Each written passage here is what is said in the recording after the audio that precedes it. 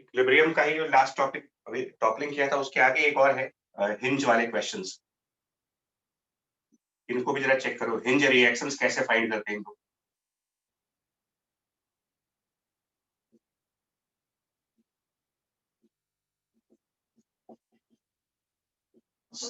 Equilibrium वाले objects में hinge का रिएक्शन फोर्स निकालने के क्वेश्चंस आते हैं, तो वो कैसे करोगे, क्या लॉजिक होना चाहिए इसका।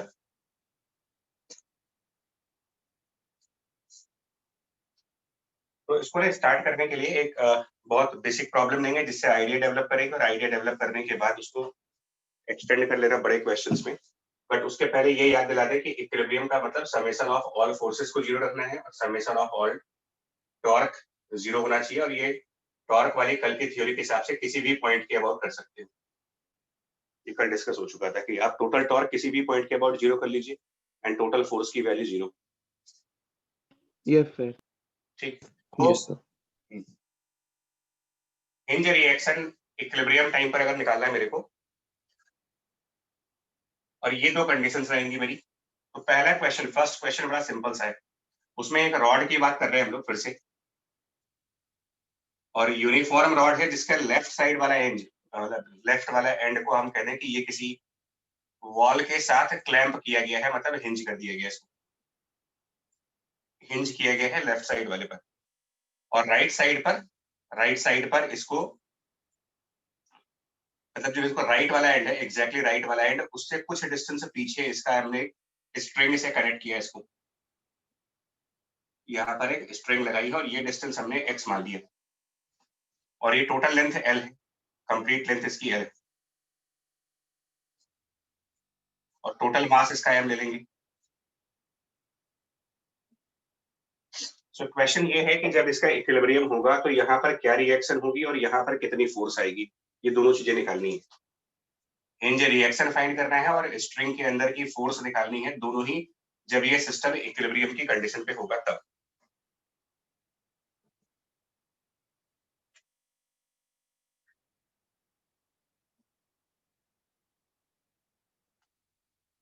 हाँ जी, रिएक्शन एट हिंज और tension force in the string, ये दोनों चीजें करनी है, यहाँ पर रिएक्शन और यहाँ पर tension force under the equilibrium condition. ये यूनिफॉर्म रॉड है, मास एम लेंथ एल।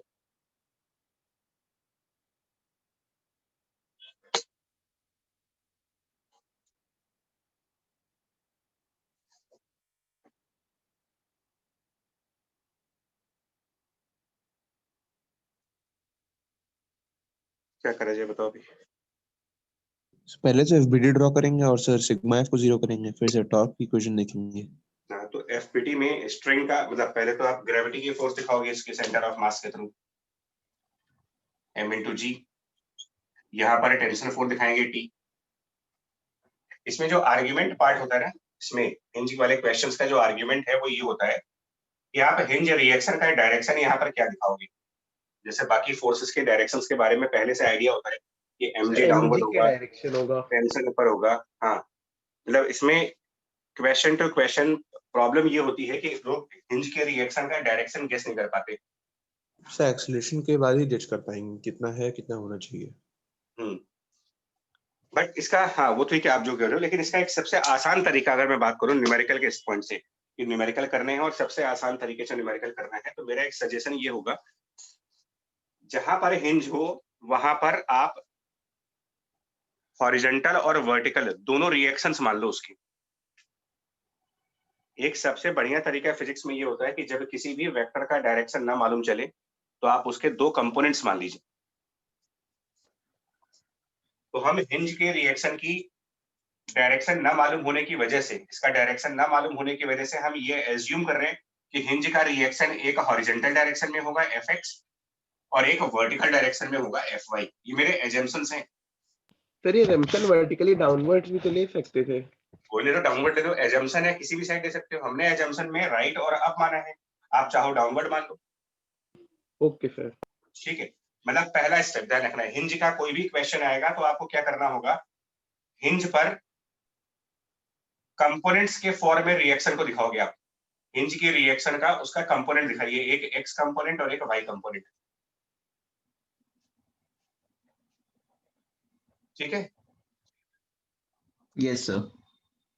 यस आगे क्या करेंगे देखो, आगे आप यही इक्वेशंस फॉलो करेंगे, ये इक्वेशंस, सेम इक्वेशंस फॉलो करो। तो इस पूरे डायग्राम में हॉरिजॉन्टल डायरेक्शन में कौन सा फोर्स लग रहा है? इस पूरे डायग्राम के हिसाब से देखें तो हॉरिजॉन्टल फोर्स कौन सी है? एफएक्स।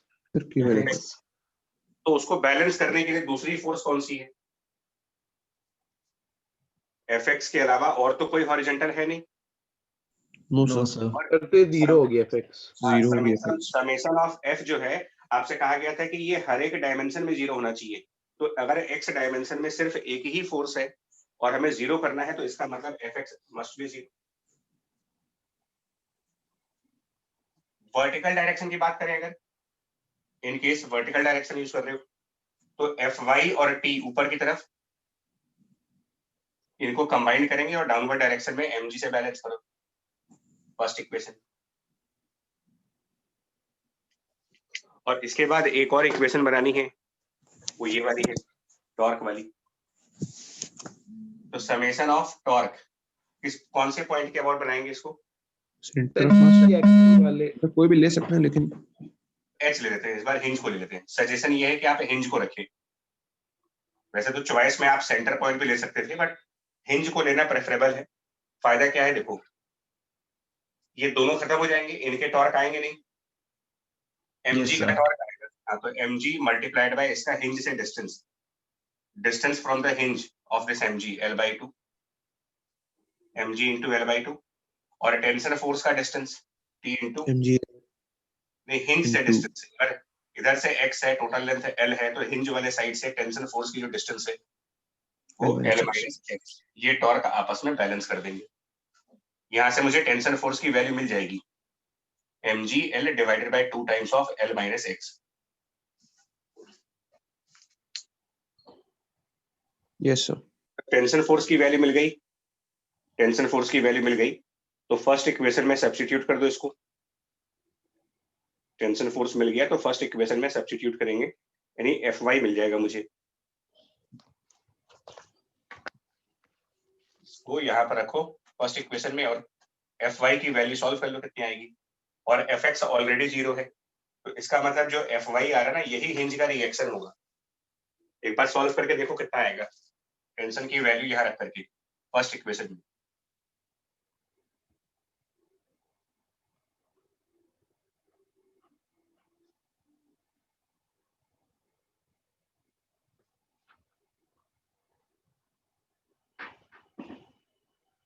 सर mg/2 आ रहा है। नहीं नहीं नहीं, गड़बड़ कर रहे हो कुछ। अगर mgl minus 2 mgx/2, ये मेरे ख्याल से कुछ ऐसा आएगा, mg और ऊपर l माइनस 2x आएगा, नीचे 2 टाइम्स l माइनस x होगा। एक बार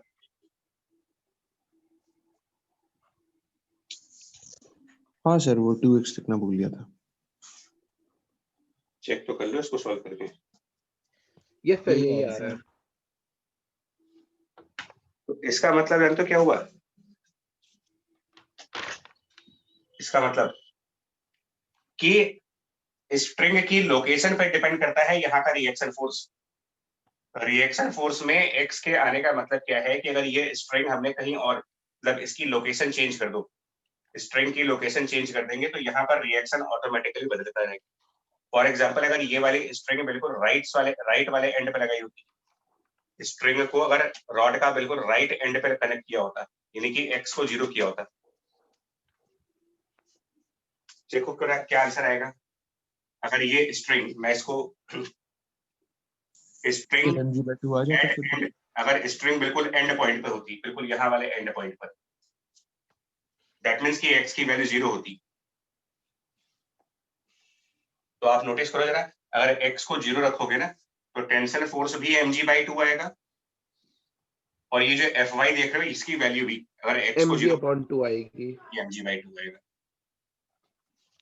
मतलब आधा वेट, इसका हाफ वेट यहाँ पर बैलेंस हो रहा होगा और हाफ वेट स्ट्रिंग से बैलेंस हो रहा होगा। इन केस मान लो अगर हम ये कहते हैं कि जो स्ट्रिंग है वो एंड पॉइंट पर नहीं है, सपोज दैट स्ट्रिंग इसके मिड पॉइंट पर है, सेंटर ऑफ मास पे है, अगर ये स्ट्रिंग हमने सेंटर से कनेक्ट की होती इसकी मिडिल पॉइंट से, मतलब कि x इक्वल टू L/2 रखते, string connected at the centre of rod, यानी कि x बराबर L/2। टेंशन कितना आएगा देखो जरा, अगर x की वैल्यू L/2 रखे तो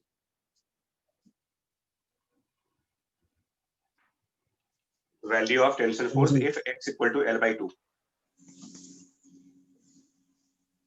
सर mg mg आ mg रहा है। आएगा। और x इक्वल टू L/2 यहाँ रखो जरा, Fy में सब्स्टिट्यूट करो, यहाँ पर x की वैल्यू L/2 0 मतलब अगर ये स्ट्रिंग आप सेंटर से लगा दोगे तो यहाँ पर कोई रिएक्शन नहीं आएगा, लेकिन अगर यही स्ट्रिंग राइट वाले एंड पे लगाते हो तो रिएक्शन की वैल्यू mg/2 आ रही है।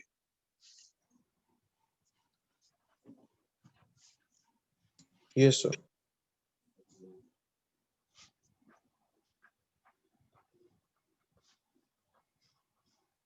और अगर यही मैं ये स्ट्रिंग सेंटर की लेफ्ट साइड लगाऊं,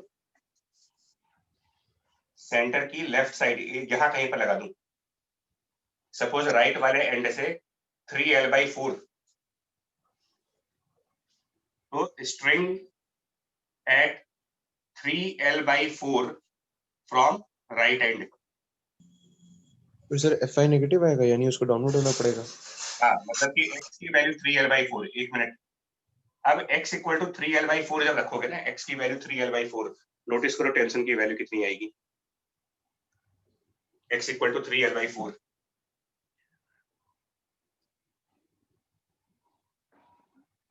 बड़ा इंटरेस्टिंग रिजल्ट आने वाला है, टेंशन कितना आएगा देखो।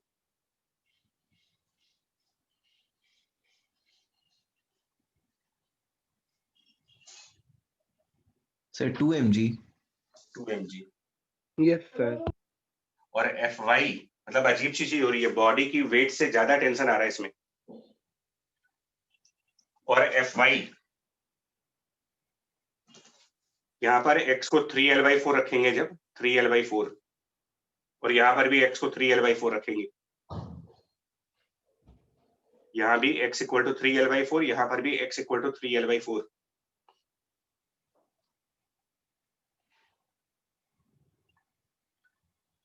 सिंप्लीफाई करो, आंसर आएगा Fy बराबर -mg।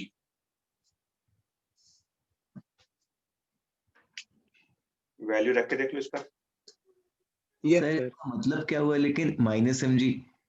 माइनस क्योंकि देखो हमारा ये एजम्पशन था ना कि Fy ऊपर होगा, सर नीचे हो जाएगी उसकी डायरेक्शन। मेरा ये एजम्पशन था, मुझे इसके बारे में गारंटी थोड़ी थी कि ये ऊपर ही लगेगा, मैंने तो एजम्पशन लिया था। और अगर मेरा आंसर माइनस में आ रहा है, इसका मतलब ये एजम्पशन गलत है, यानी कि तीसरे वाले केस में हिंज के फोर्स का y कंपोनेंट ऊपर ना होकर के नीचे की तरफ मिलेगा आपको, हिंज का रिएक्शन डाउनवर्ड डायरेक्शन में आएगा।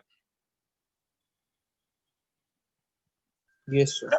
लर्निंग क्या है कि रिएक्शन एट हिंज बाकी की फोर्सेस पे और उनकी लोकेशंस पे डिपेंड करता है। हिंज का रिएक्शन एक सेल्फ एडजस्टेबल फोर्स है, जो इस बात पर डिपेंड करता है कि उसके अलावा जो अदर फोर्सेस लगी हुई हैं वो कहां पर लगाई जा रही है। आप इसमें सिर्फ स्ट्रिंग की लोकेशन ही तो चेंज कर रहे हो, और बार बार लोकेशन चेंज करने से Fy की वैल्यू चेंज हो रही है। इवन ये भी पॉसिबल है कि हिंज का रिएक्शन 0 आ जाए, हो सकता है। सेकंड केस देखो आप, hinge reaction can be 0, can be positive, can be negative. That means कि यहाँ पर कोई रिएक्शन ना आए, हो सकता है कि यहाँ अपवर्ड रिएक्शन आ रही हो सकता है यहाँ डाउनवर्ड रिएक्शन आ रही हो।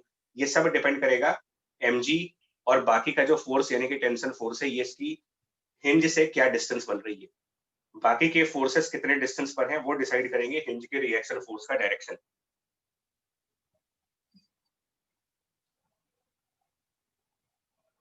बोलो ठीक है ये? Yes sir. Yes sir.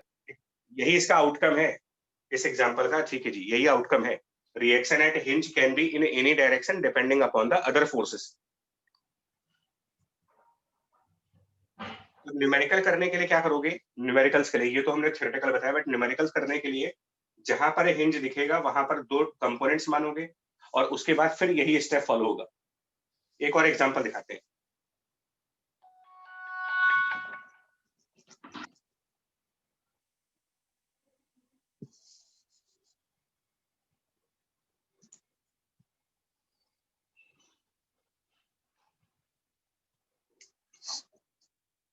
इसमें हमने एक यूनिफॉर्म रॉड लिया,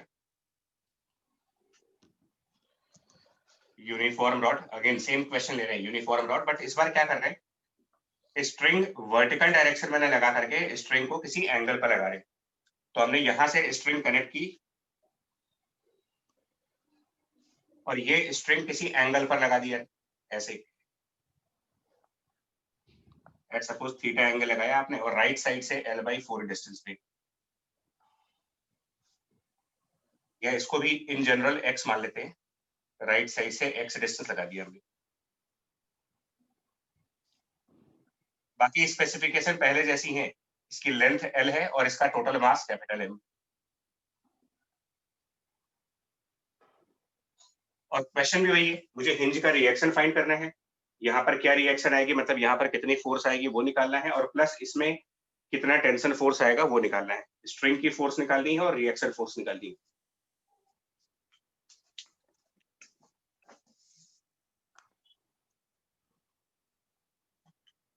क्या करना चाहिए देखो इसमें, sir fx equal to t cos theta हो जाएगा sir, fy plus t sin हाँ, theta equal to composite mg हो जाएगा। करेंगे यहाँ पे। हाँ, बट t अपने आप में अननोन है, इस बात का ध्यान दीजिएगा, t की वैल्यू नोन नहीं है, मतलब t भी हमें सॉल्व करना है, वो बात सही है। यहाँ पर आप डाउनवर्ड डायरेक्शन में दिखाओगे mg पहला फोर्स, स्ट्रिंग में दिखाएंगे टेंशन फोर्स t, और हिंज के केसेस में हमें कंपोनेंट मेथड फॉलो करना पड़ता है, और यहाँ पर हम दो कंपोनेंट्स अपने हिसाब से उसकी डायरेक्शन को भी एज्यूम कर रहे हैं, fx और fy। देखो कोई जरूरी नहीं है कि हिंज का x कंपोनेंट राइट साइड पे ही है, हो सकता है कि हिंज का x कंपोनेंट लेफ्ट आ जाए, ये भी हो सकता है कि हिंज का y कंपोनेंट डाउनवर्ड आ जाए। तो ये दोनों ही मेरे एजम्पशंस हैं। अगर सॉल्व करने के बाद मेरे आंसर पॉजिटिव आएंगे तो मतलब ये दोनों डायरेक्शन जो मैंने एज्यूम की है ये सही डायरेक्शन है, और अगर सॉल्व करने के बाद इनमें से किसी का भी आंसर माइनस में आ जाता है तो इसका मतलब जो डायरेक्शन यहाँ पर एज्यूम किया जा रहा है वो गलत डायरेक्शन होगा, इसको रिवर्स कर देंगे। अब इक्वेशंस कैसे बनाएंगे देखो, इक्वेशंस बनाने से पहले एक काम करना पड़ेगा, यहाँ पर आपको कैपिटल टी को रिजोल्व करना होगा मुझे, मतलब टेंशन फोर्स के कंपोनेंट्स करने पड़ेंगे। तो इसका अपवर्ड कंपोनेंट हो जाएगा t इंटू साइन थीटा और हॉरिजॉन्टल कंपोनेंट की value t into cos theta. अब इक्वेशंस क्या बनेगी वो देखो, कौन सा फोर्स किसको बैलेंस कर रहा होगा। तो हॉरिजॉन्टल डायरेक्शन में अगर फोर्सेस देखी जाए, हॉरिजॉन्टल fx और t cos थीटा, हाँ ठीक, fx बराबर t cos थीटा, ये हॉरिजॉन्टल के लिए हो गया फर्स्ट इक्वेशन। वर्टिकल डायरेक्शन देखिए, अगर sir fy plus t sin theta is equal to mg, fy plus t sin theta and equal to mg, ये हो गई हमारी सेकंड इक्वेशन।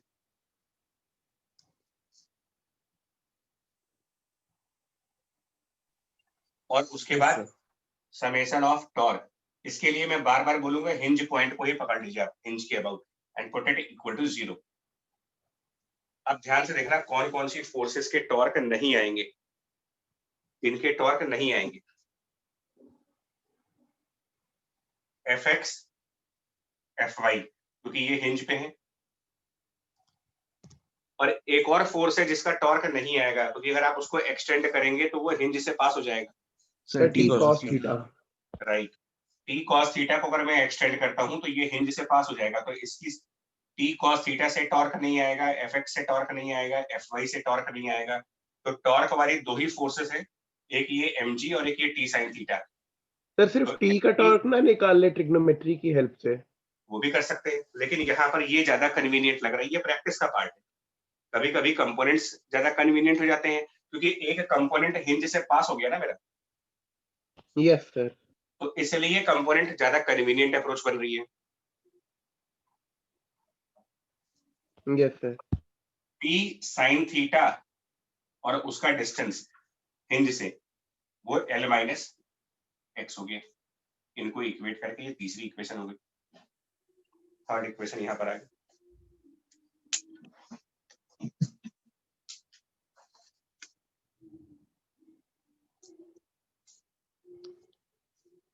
और इनको सिंप्लीफाई करें, इनके आंसर्स देखो, थर्ड इक्वेशन से आपको टेंशन की वैल्यू मिल जाएगी। From the third equation tension equal to mg L over 2 times L minus x multiplied by sin of theta.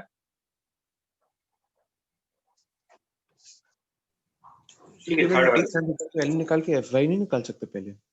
तो टेंशन भी तो निकालना था, ये भी तो क्वेश्चन पूछा हुआ है। क्वेश्चन में ये भी तो पूछा था ना कि टेंशन कितना होगा,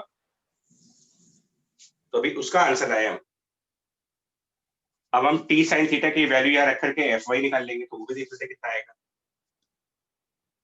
मतलब दो क्वेश्चन के दो पार्ट है, तो टेंशन फोर्स कैलकुलेट करने के लिए ये आंसर हो गया। अब हिंज वाले फोर्स के लिए देखो, हिंज फोर्स के लिए पहले आप एफ वाई कैलकुलेट करो कितना आएगा, वो यहाँ से बात वहां पर ये काम करो, वहां पर ये करना ही है तुमको, टी साइन थीटा की वैल्यू यहाँ रखनी है।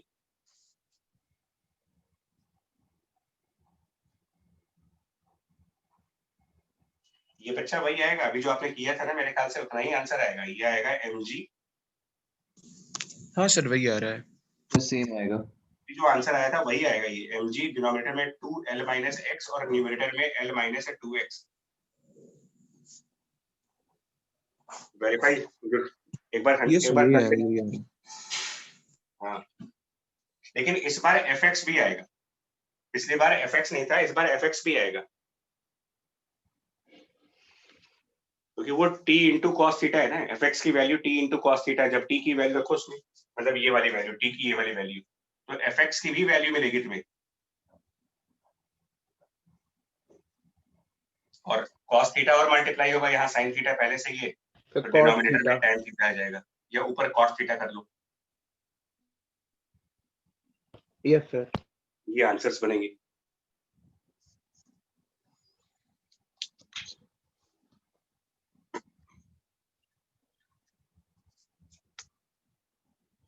ये सर तो अब जैसे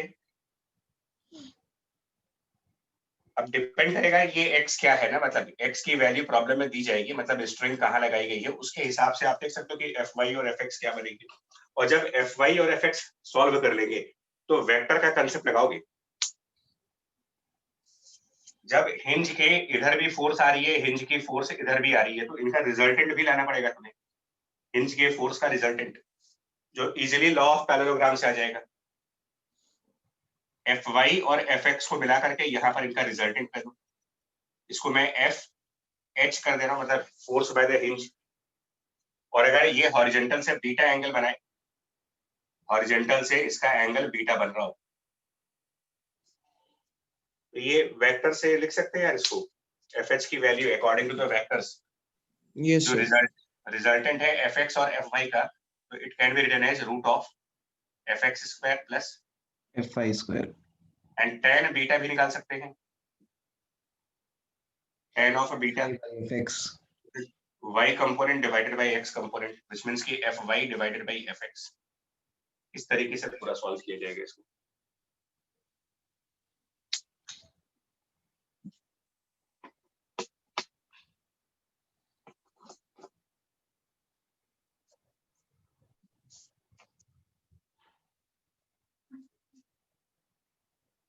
समझ गए सर। Yes sir. बता दे फिर, लिख लिया? Yes sir. यस सर, लिख लिया।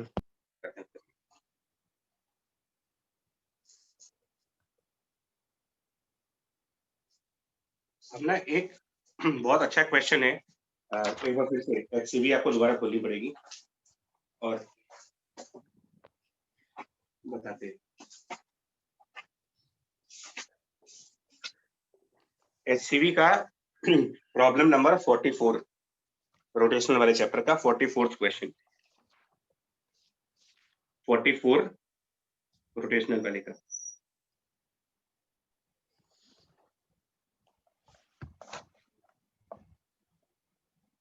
ये सर खोलिए। तब तक आप रीड करो, उसको अरेंज कर रहे हैं।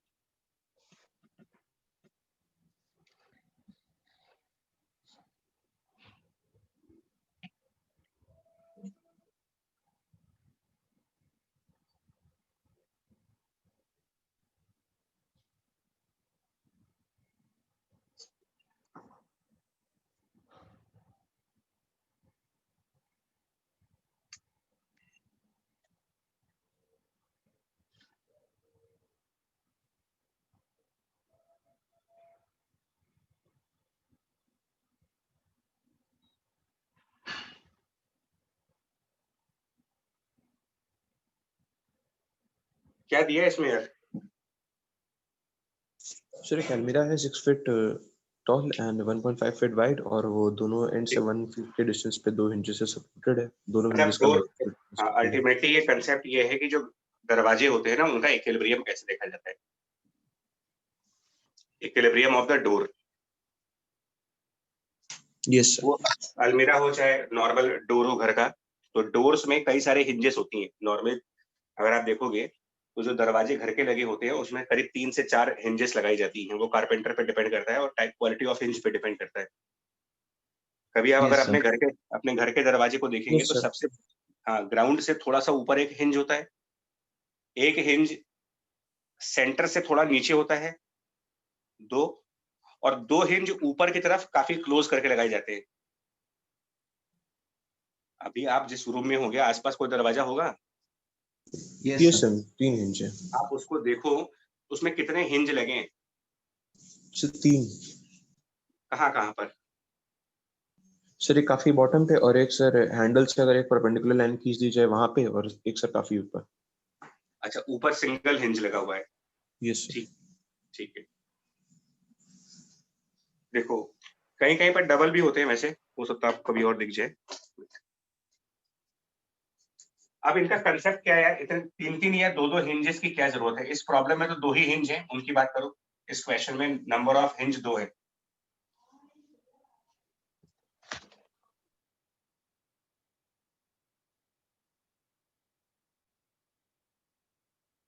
तो एक H1 हिंज मान लेते हैं, एक H2 हिंज मान लो आप, 2 हिंज है।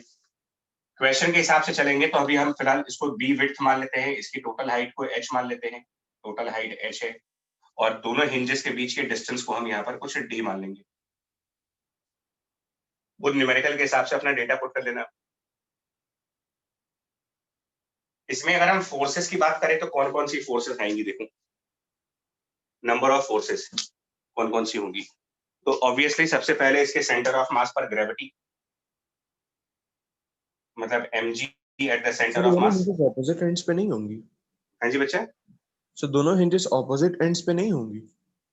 नहीं, क्वेश्चन में देखो ना, हिंजेस एग्जैक्टली एंड पे नहीं है। उस क्वेश्चन में जो अलमीरा की हाइट है वो 6 फीट है और 1.5 फीट वाइड हाँ है, समझ गया। और हिंज जो है वो एंड से 1 फीट पे है। ये सर देखिए। अब यहाँ और यहाँ के रिएक्शंस दिखानी है मेरे को। देखो यहाँ पर और यहाँ पर रिएक्शंस दिखाने हैं आपको, इन दोनों पॉइंट्स के रिएक्शंस। तो देखिए अभी जो मैंने आपसे कहा उसके हिसाब से हम यहाँ पर एक y कंपोनेंट एज्यूम करेंगे ऊपर की तरफ Fy, और यहाँ पर भी एक y कंपोनेंट एज्यूम कर रहे हैं ऊपर की तरफ Fy। अब फर्स्ट पॉइंट ये आता है, क्या ये दोनों y कंपोनेंट्स बराबर मिलेंगे आपको? मतलब नीचे वाले हिंज के फोर्स का y कंपोनेंट और ऊपर वाले हिंज के फोर्स का y कंपोनेंट, क्या ये दोनों इक्वल होंगे?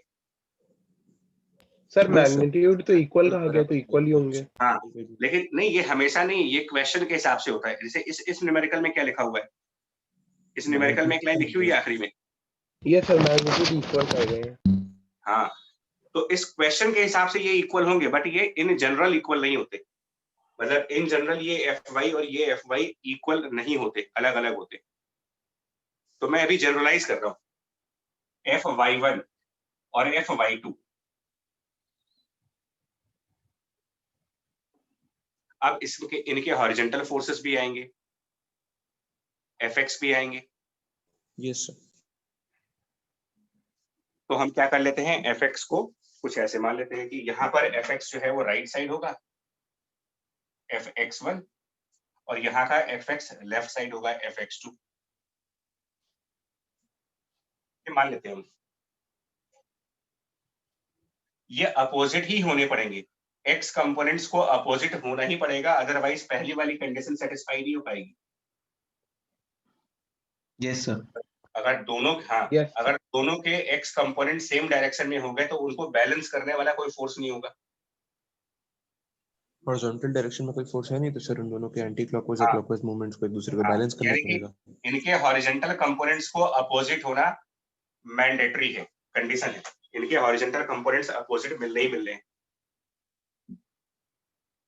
लेकिन उसमें ना एक डाउट है मेरा, उसमें एक डाउट है कि इनके हॉरिजॉन्टल कंपोनेंट्स अपोजिट है, ये बात तो समझ में आ रही है बिकॉज समेशन ऑफ फोर्स 0 करना है आपको।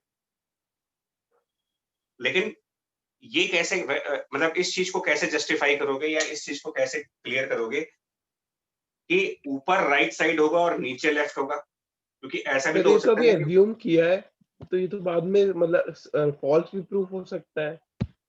हाँ यही बात है, मतलब कि ऐसा भी तो हो सकता है ना कि ऊपर लेफ्ट साइड लगे और नीचे राइट साइड लगे। Yes sir. यस हाँ, सर। मतलब क्या ये कंफर्म डायरेक्शन है या एज्यूम्ड डायरेक्शन है मेरी? सर एज्यूम्ड है। Sir assume. Assume। हाँ ये भी यही बात बोलना चाह रहा था कि हो सकता है आंसर नेगेटिव आ जाए, तो उसमें सरप्राइज मत होना, मतलब आंसर माइनस में आ सकता है अगर गलत डायरेक्शन लिया होगा तो। अब इक्वेशंस बनाओ, अब इनकी इक्वेशंस लिखते हैं क्या आएंगी। तो हॉरिजॉन्टल फोर्सेस बैलेंस करने के लिए पहली इक्वेशन हो जाएगी Fx1 बराबर Fx2, first equation. Vertical direction में Fy1 plus Fy2 equal to mg, ये दूसरी इक्वेशन हो गई। हॉरिजॉन्टल में ये दोनों बराबर हो गए, वर्टिकल में ये दोनों ऐड होकर के mg के बराबर हो गए, दो इक्वेशंस हो गई। और तीसरी ये टॉर्क वाली, तो समेशन ऑफ टॉर्क, किसी भी एक हिंज को ले लो बिकॉज ये एनी पॉइंट है, तो हम h1 भी ले सकते हैं और h2 भी ले सकते हैं, तो हम यहाँ पर h1 यूज कर रहे हैं इक्वल टू 0। अब h1 के अबाउट कितनी फोर्सेस हैं जिनके टॉर्क नहीं आएंगे, ध्यान से देखो h1 के अबाउट। तो इसका आएगा क्या Fy1 का, अगर No, इस sir. पॉइंट के अबाउट तो इसका भी नहीं आएगा। और कोई फोर्स है जो आगे जाकर के H1 से पास हो जाएगी? सर Fy2 और Fx2। Fx2 नहीं होगा, Fx2 हॉरिजॉन्टल है, ये Fy2 जा सकता है। Fy2 को अगर आप ऊपर लेके जाओगे तो ये इस H1 से पास हो जाएगा। सर एक्सिस ऑफ रोटेशन क्या लिए है यहाँ पर? H1 नहीं, एक्सिस ऑफ रोटेशन कहाँ है भैया, बॉडी रेस्ट पे है। नहीं सॉरी सर, मतलब अबाउट H1 देख रहे हैं। हम टॉर्क अबाउट H1 देख रहे हैं, बॉडी रोटेट नहीं कर रही है। तो हमें ये देखना है कि कौन कौन से फोर्सेस इससे पास हो रहे हैं। Fy2 इससे पास हो रहा है, Fx1 पास हो रहा है, Fy1 पास हो रहा है, इन तीनों के टॉर्क नहीं आएंगे, बचा क्या आपके पास Fx2 और mg।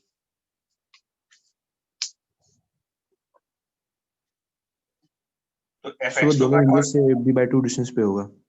सुनो तो Fx2 का टॉर्क, तो Fx2 इंटू इसका हिंज 1 से जो डिस्टेंस होगा वो d है, और ये टॉर्क बैलेंस होना चाहिए mg के टॉर्क से, so it should be mg multiplied by. अब सर mg d4 का, है वैसे। हाँ जी बच्चा, सर d4 है वैसे। वो बाद में रख लेंगे, वो भी न्यूमेरिकल वैल्यू लास्ट में रखते हैं। mg की लाइन को एक्सटेंड करो, इसका h1 से क्या डिस्टेंस बनेगा, mg की लाइन को अगर आगे बढ़ाएं और h1 से इसका distance D/2 d/2, mg into d/2, ये हो गया। ये मेरी तीसरी इक्वेशन हो गई।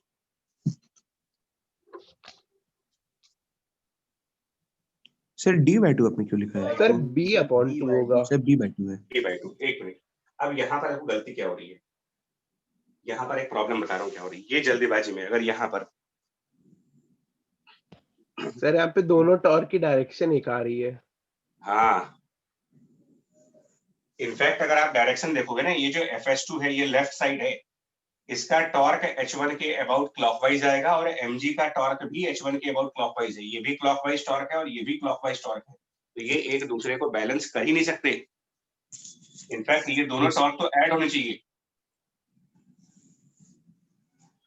दोनों टॉर्क क्लॉकवाइज हैं, ये दोनों ऐड हो गए, लेकिन हमारी कंडीशन कहती है कि इनका समेशन 0 आना चाहिए। तो it has to be 0 according to the concept, इसको 0 करना ही पड़ेगा मुझे, और कोई ऑप्शन नहीं है मेरे पास। ये इक्वल नहीं कर पाओगे, इक्वल तो आप तब कर सकते थे जब एक क्लॉकवाइज डायरेक्शन का टॉर्क होता और एक एंटी क्लॉकवाइज डायरेक्शन का टॉर्क होता। ये दोनों mg और Fx2 दोनों के ही टॉर्क H1 के अबाउट क्लॉकवाइज मिल रहे हैं, ये दोनों टॉर्क आपस में ऐड हो गए और इनका समेशन जो है वो 0 के बराबर है।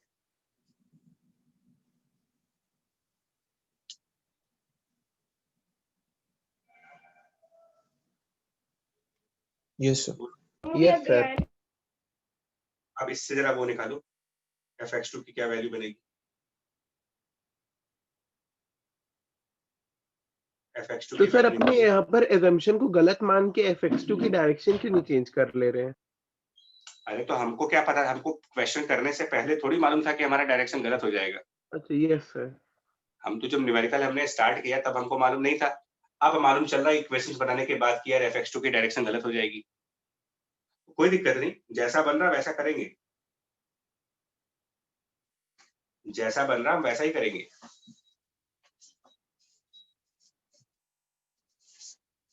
तो अब हमारे आंसर्स देखो क्या बन रहे हैं। आंसर्स fx2 का आंसर बन रहा है fx2 is -mg b upon 2d। और ये माइनस साइन मुझे क्या वार्निंग दे रहा है, क्या इंडिकेट कर रहा है माइनस साइन? assumption गलत है, ऑपोजिट होना ये चाहिए। डायरेक्शन गलत है, इधर लेफ्ट नहीं, यहाँ पर राइट लगेगा, और जब यहाँ राइट लगेगा तो ऊपर लेफ्ट लगेगा। फिर माइनस साइन सिर्फ ये कह रहा है, ये जो माइनस आप देख रहे हो कि हमने fx2 का डायरेक्शन गलत ले रखा है। ठीक है, इसको बाद में सही कर देंगे आंसर आने के बाद।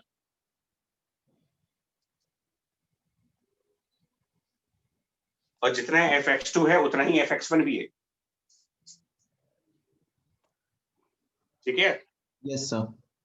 अब इस क्वेश्चन में, हाँ इस क्वेश्चन में एक बात और कही गई है इस न्यूमेरिकल में।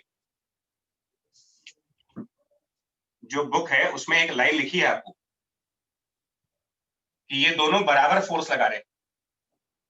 Yes sir. तो उसके हिसाब से आपका कंडीशन क्या बनेगा कि Fy1 is equal to Fy2 book के हिसाब से, और वो mg/2 हो गए। अब इसको हम फाइनल दिखा रहे हैं कि फाइनली बनेंगे क्या फाइनल आंसर में।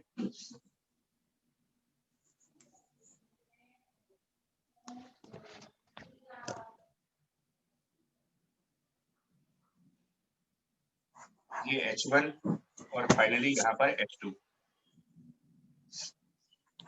Fx2 माइनस आया था, इसका मतलब एक्चुअल में H2 वाले पॉइंट पर फोर्स राइट साइड लग रही होगी, मतलब यहाँ पर इस तरफ फोर्स आएगी, और H1 पर लेफ्ट साइड फोर्स आएगी, यहाँ पर एक वाई डायरेक्शन में फोर्स आएगी, और यहाँ पर भी एक वाई डायरेक्शन में फोर्स आएगी।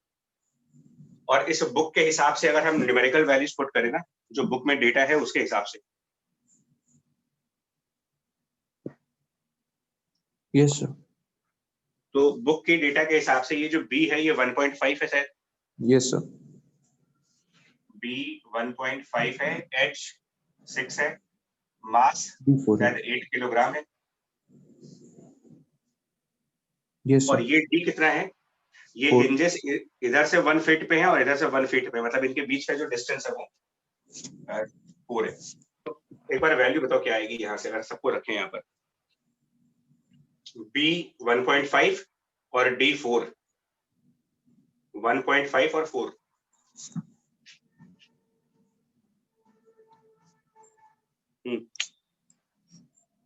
करो थोड़ा सा फास्ट करो यार ये क्वेश्चन ना।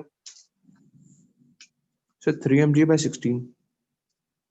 और m की वैल्यू 8 है, m इक्वल टू 8 है, ये भी तो दे रखा है, और g को 10 मान लीजिए। सर 3/2 फिर 8 इंटू 10 इंटू 1.5 अपॉन 2 इंटू 4, ये पूरा वैल्यू।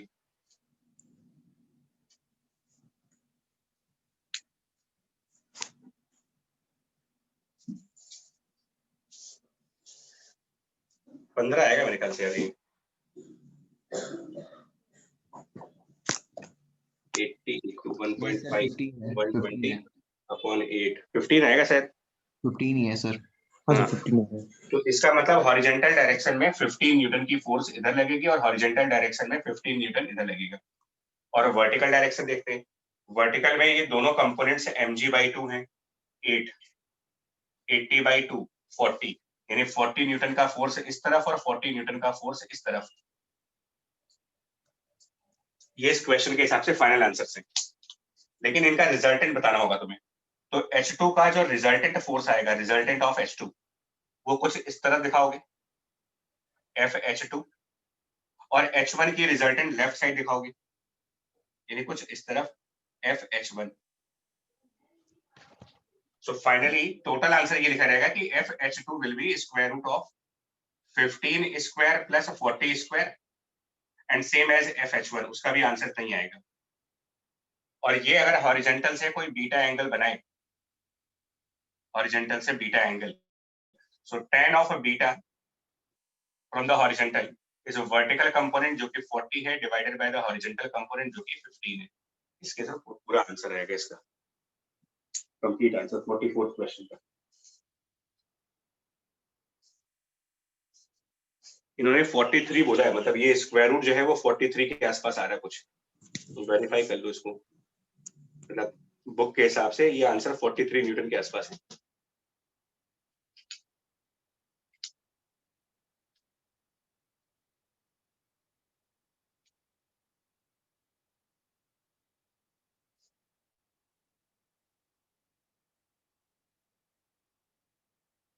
हाँ सर 45 ही आ रहा है सर, कैलकुलेटर चेक करके देखा। 43 बोल रहे हैं यार ये, चलो ठीक है, हो सकता हाँ है सर सर वो G9 43 सॉरी में भी G9.8 लिया उन्होंने। नहीं सर 43 ही आ रहा है, ठीक है, तब तो ठीक है, जो गलती से निकल गया था। तब ठीक है, कोई दिक्कत नहीं। चलिए, ये 3-4 क्वेश्चन जो हिंज के किए ना, ये भी इक्विलिब्रियम के हैं। अब आप समझ गए क्या करना है यार, हिंज के क्वेश्चंस को हैंडल कैसे करोगे। Yes sir. उनमें 2 कंपोनेंट्स मान लीजिए और फिर यही वाली इक्वेशंस वहां भी बनाओ, सेम इक्वेशंस वहां बनाइए।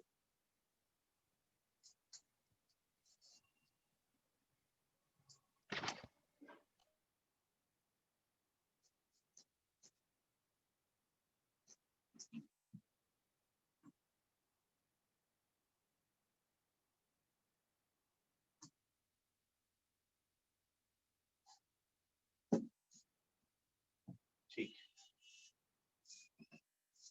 अब इस बुक में एक और क्वेश्चन है, वो बहुत अच्छा है, वो भी अच्छा है। आप पढ़ोगे क्वेश्चन नंबर 59 है, एक बार रीड करो क्वेश्चन 59।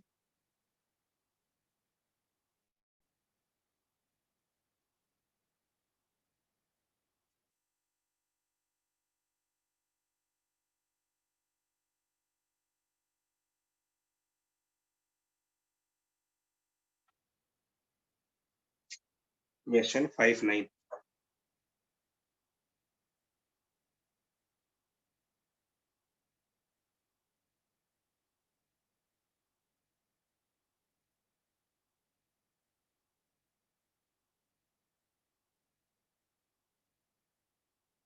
Yes sir. क्या खास बात है इस क्वेश्चन में? सर इसमें ये नहीं बताया गया कि 9 क्लैम्प है से कि 9 से फ्री है ऑब्जेक्ट। कांस्टेंट फोर्स है, लेकिन सर कांस्टेंट फोर्स एक टाइम टी के लिए लग रहा है। लेकिन उसके आगे एक वर्ड लिखा है, टाइम के आगे ना स्पेसिफिक वर्ड है। वो टाइम कितना, मतलब टाइम बड़ा है छोटा है, कुछ लिखा नहीं उसमें। सर बहुत टेंडिंग टू छोटा जीरो है वो, हाँ, सो स्मॉल। तो ये कहलाता है आपका impulsive forces, motion under impulsive force. अब आप किसको इम्पल्सिव फोर्स कहेंगे, ध्यान दीजिएगा, व्हाट इज इम्पल्सिव फोर्स। तो ये 59th क्वेश्चन ही इम्पल्सिव फोर्स है, मतलब ऐसा फोर्स जो बहुत बहुत बहुत ही कम टाइम के लिए लगे, जैसे कि 59th में कहा इन्होंने। So for a short time interval T. हाँ, मतलब इसको बोलते हैं इम्पल्सिव फोर्स। तो 59 तो हम करेंगे ही करेंगे, बट इसके पीछे थ्योरी क्या लगाओगे, ऐसे क्वेश्चंस को हैंडल करने की थ्योरी क्या होगी आपकी। बट हम 59 को ही सॉल्व करना चाहें तो कैसे करेंगे। तो इम्पल्सिव फोर्स का मतलब ही हो गया बेसिकली कि एक बहुत बड़ी force, large force acted for small time, in fact very small time. और उसमें एक और बात कही है आखिरी में, उस क्वेश्चन के लास्ट लाइन में कुछ एक एजम्पशन दिया हुआ उन्होंने, देखो तो एक एजम्पशन भी है यस सर। कि जितने देर के लिए फोर्स लगाई है उतनी देर में बॉडी की जो पोजीशन डायरेक्शन है, चेंज नहीं हुई। नहीं, rod does not appreciably change the direction while the force acts, मतलब कि उसकी ओरिएंटेशन चेंज नहीं हो रही है, तो large force acted for very small time and object does not change orientation.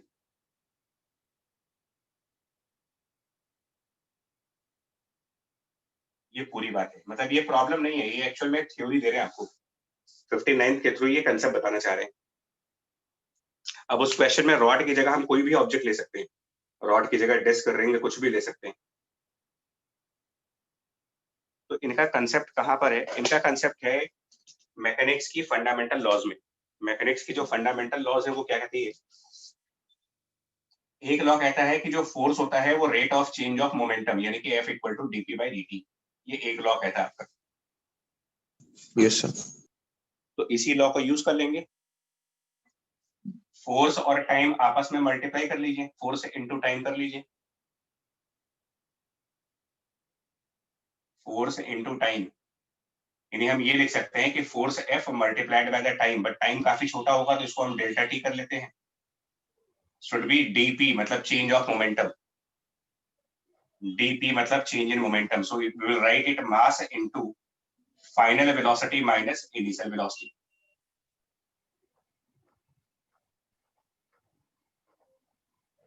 Yes sir. ठीक है ना? और ये जो टर्म है, ये जो टर्म आप पढ़ते हो ना, फोर्स और टाइम का प्रोडक्ट, इसको भी एक फिजिकल क्वांटिटी बोलते हैं। Product of the force and time is also a physical quantity. और ये पूरा टर्म, हाँ राइट, इसको जे से डिनोट करते हैं, बेसिकली इसको कहते हैं हम लोग impulse.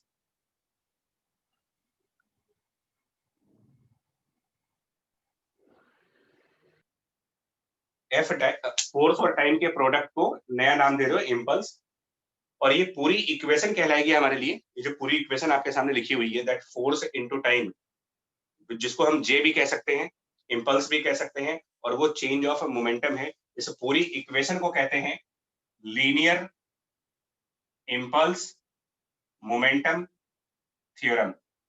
Linear impulse momentum theorem.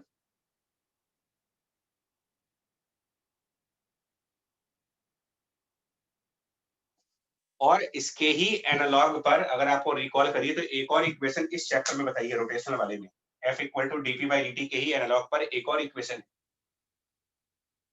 इसके रोटेशनल एनालॉग पर, जहां फोर्स लगाई थी उसका रोटेशनल एनालॉग टॉर्क टॉर्क हो जाएगा। Into rate of time. Change is angular momentum. हाँ, लेकिन Angular यहाँ पर momentum. लीनियर मोमेंटम की जगह पर एंगुलर मोमेंटम, यस सर। यानी कि हम लिखेंगे final angular momentum L minus initial angular momentum ये हमारी दूसरी इक्वेशन है। और जो टॉर्क इनटू टाइम है, टॉर्क इनटू टाइम, इसको भी हम नाम देंगे, इसको हम इम्पल्स बोलते हैं, इसको भी हम इम्पल्स कहेंगे, बट इसके आगे एक नाम लगा देंगे और ये कह देंगे कि ये angular impulse, angular impulse.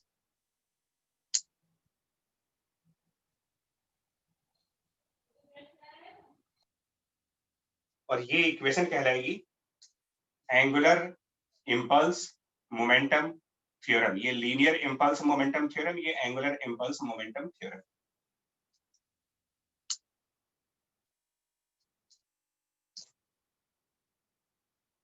Sir उसे एनालॉग का अलग से कोई प्रूफ नहीं है ना? ये प्रूफ कर चुके यार, इसका एक प्रूफ कर चुके हम लोग, जब आपको ये रिजल्ट प्रूफ हो चुका है, torque equal to dl by dt।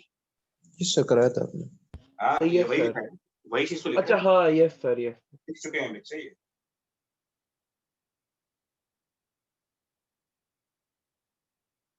Yes sir, समझ गया। लेकिन सुनो, प्रॉब्लम ये होती है, प्रॉब्लम टॉर्क और एंगुलर मोमेंटम के साथ सबसे बड़ी प्रॉब्लम क्या है, क्यों ये डिफिकल्ट है, कि टॉर्क भी हमेशा किसी न किसी पॉइंट के रिस्पेक्ट में देखी जाती है, और एंगुलर मोमेंटम भी किसी न किसी पॉइंट के रिस्पेक्ट में देखी जाती है। मतलब ये दोनों एक्सिस से होगा, इसके बाद देखेंगे। किसी न किसी पॉइंट के रिलेटिव देखे जाते हैं। Yes sir. तो यहाँ पर अब आपको नोट करने वाला पॉइंट दे रहा हूं कि अगर अगर ऑब्जेक्ट किसी पॉइंट पर हिंज कर रखा है, मतलब क्लैंपिंग कर रखी है, उसकी ऑब्जेक्ट को कहीं पर क्लैंप कर रखा है, मतलब हिंज कर रखा है, तो टॉर्क और एंगुलर मोमेंटम दोनों का कैलकुलेशन आप करोगे अबाउट दैट क्लैंप पॉइंट या फिर अबाउट हिंज पॉइंट।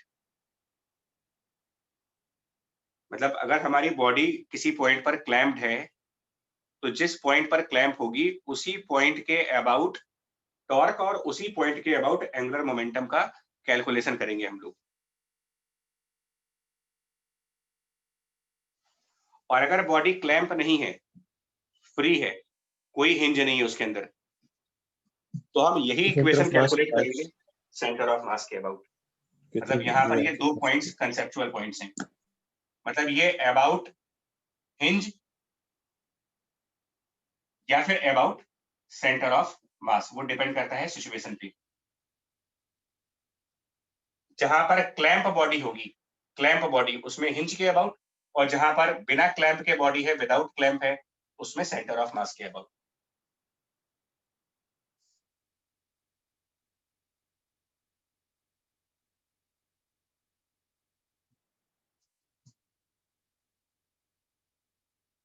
अब इस 59th क्वेश्चन में, एचसीवी के 59th क्वेश्चन में अगर हम डिस्कस करें, तो इसमें पहली बात तो ऑब्जेक्ट क्या लिया इन्होंने, कौन सा ऑब्जेक्ट यूज किया है 59th क्वेश्चन में, टाइप ऑफ ऑब्जेक्ट क्या है, रॉड। ठीक, उसके बाद उस क्वेश्चन, उस बुक को पढ़ के, मतलब क्वेश्चन को रीड करके बताओ, क्या कहीं से भी कुछ ऐसा लग रहा है तुमको कि ये कहीं पर क्लैंप है? लिखा है सर कहीं? ऐसा लग नहीं रहा है। तो इसका मतलब नहीं है, तो इसका मतलब हम क्लैंप नहीं मारेंगे इसको, क्लैंप नहीं मारेंगे क्योंकि क्वेश्चन में लिखा नहीं है। अब जो फोर्स लगाई है वो कहां पर लगाई है और कौन से डायरेक्शन में लगाई है? सर रॉड की किसी एंड पे लगाई है और उसके परपेंडिकुलर है। Yes, sir. हाँ, ये सब इंपॉर्टेंट है। मतलब मैं इसलिए बोल रहा हूँ कि जब खुद से क्वेश्चन करोगे तो ये सब इंफॉर्मेशन पे ध्यान देना होता है। तो क्वेश्चन में रॉड एट रेस्ट है, ये क्वेश्चन कह रहा है। उसके बाद उन्होंने कहा कि इसको हम लोगों ने एक एंड पर स्ट्राइक किया इसको, तो राइट, मान लो लोअर एंड पर आपने इसको स्ट्राइक किया, यहाँ पर स्ट्राइक किया इसको अगर मान ले, और बाय फोर्स एफ और टाइम टी, और उसके बाद स्ट्रक करने के बाद, इसको हिट करने के बाद अगर ये क्लैंप नहीं है तो किस टाइप का मोशन करेगा ये, अगर बॉडी क्लैंप नहीं है तो? General plane motion. General plane motion करने लगेगा। इसका मतलब it will go into combined motion.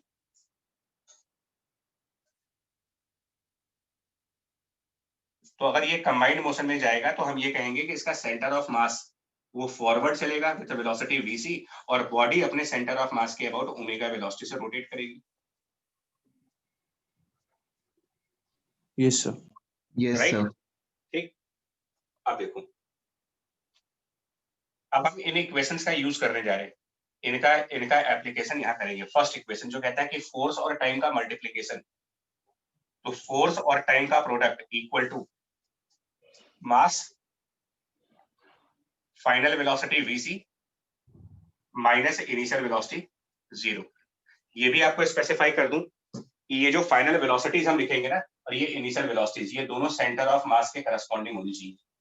That means final velocity centre of mass की minus initial velocity centre of mass की।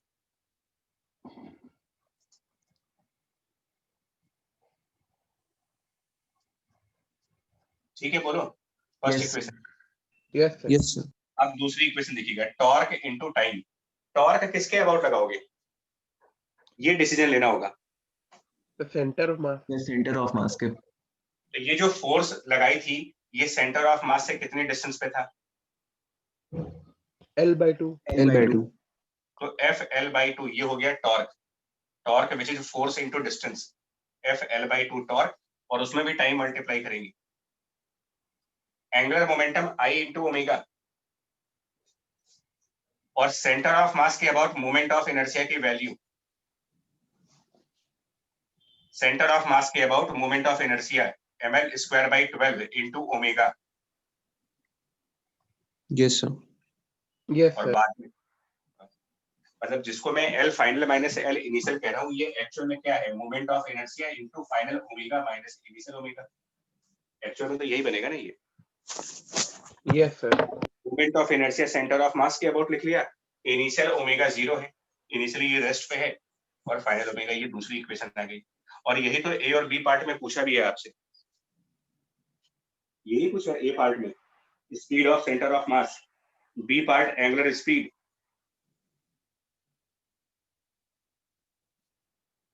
बोलिए। Yes sir. और तीसरे पार्ट Yes, में क्या sir. पूछा है, तीसरे पार्ट में, थर्ड पार्ट में क्या पूछा है? The kinetic energy. तो वो अब निकाल सकते हो कंबाइंड मोशन में। जब VC आ Yes, जाएगा, sir. ओमेगा आ जाएगा, तो काइनेटिक एनर्जी भी तो दो होंगी ना, एक हाफ m VC स्क्वायर जिससे वो ट्रांसलेट कर रहा है, और एक half I omega square. Omega square जिससे वो रोटेट कर रहा है। तो पहले VC निकाल लेंगे, यहाँ से ओमेगा निकाल लेंगे, दोनों को यहाँ पर सब्स्टिट्यूट करेंगे, तो तीसरा पार्ट भी आ जाएगा।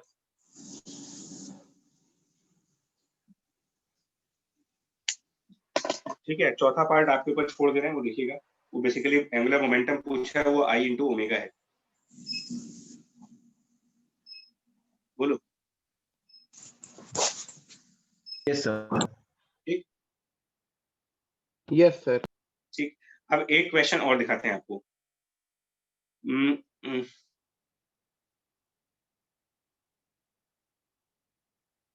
ये है, हाँ, क्वेश्चन नंबर 82 पे देखो जरा, क्वेश्चन 82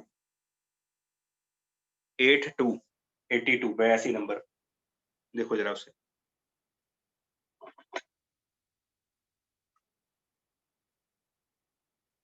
क्वेश्चन 82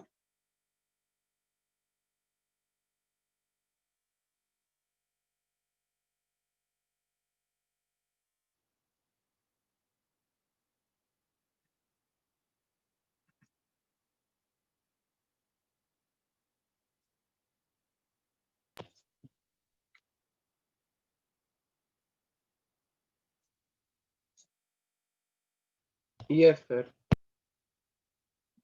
इसमें भी तो कुछ ऐसा नहीं है यार। ये बताइए, बिलियर्ड्स के गेम में वही है शायद मेरे ख्याल से अच्छा नहीं? बिलियर्ड्स का ही शो कर रहा है। तो बिलियर्ड के गेम में एक बड़ी सी स्टिक नहीं होती है? सो क्यू से हिट करा है उसको। हाँ, तो जो क्यू से बॉल मारते हो कितनी देर के लिए? सो इम्पल्स होती है वो बेसिकली। सर नेग्लिजिबल टाइम होता है वो तो वो भी इसके क्या एग्जांपल हो गया, उसमें भी फोर्स आप नेग्लिजिबल टाइम के लिए लगा रहे हो। तो यानी ये प्रॉब्लम, ये क्वेश्चन भी तो इम्पल्स का हुआ। Yes, sir. Yes sir. But Yes, इसमें ऑब्जेक्ट क्या लिया है, ऑब्जेक्ट क्या है जिसको हिट कर रहे हो? Hollow sphere. हॉलो या सॉलिड? तो थिन स्फेरिकल Sir, शेल है। thin layer है। ठीक है, ठीक है, ठीक है।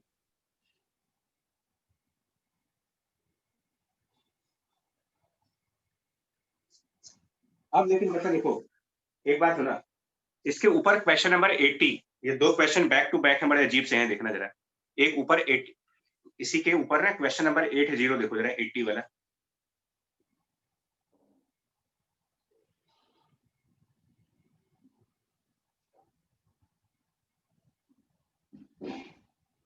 देखा आपने? Yes Yes, sir. sir. दोनों को देखो, और मैं फिर बोल रहा हूँ, सिर्फ आंसर के पीछे मत जाना कि आंसर क्या आने वाला है।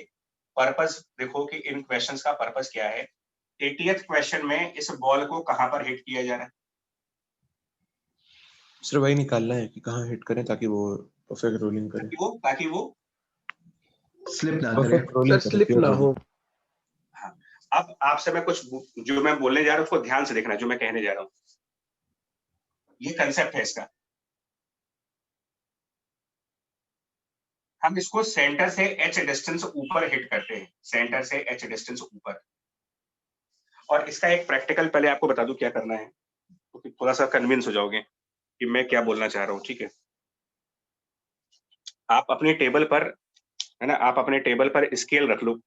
ठीक है, अपनी टेबल पर स्केल रख लो, और सिंपली फिंगर से जैसे कैरम को हिट करते हैं ना, तो आप फिंगर से एक इधर वाले एंड को हिट करो और दूसरी बार इधर वाले एंड को हिट करो। मुझे सिर्फ इतना बताओ क्या दोनों केसेस में ये सेम डायरेक्शन में रोटेट कर रहा है?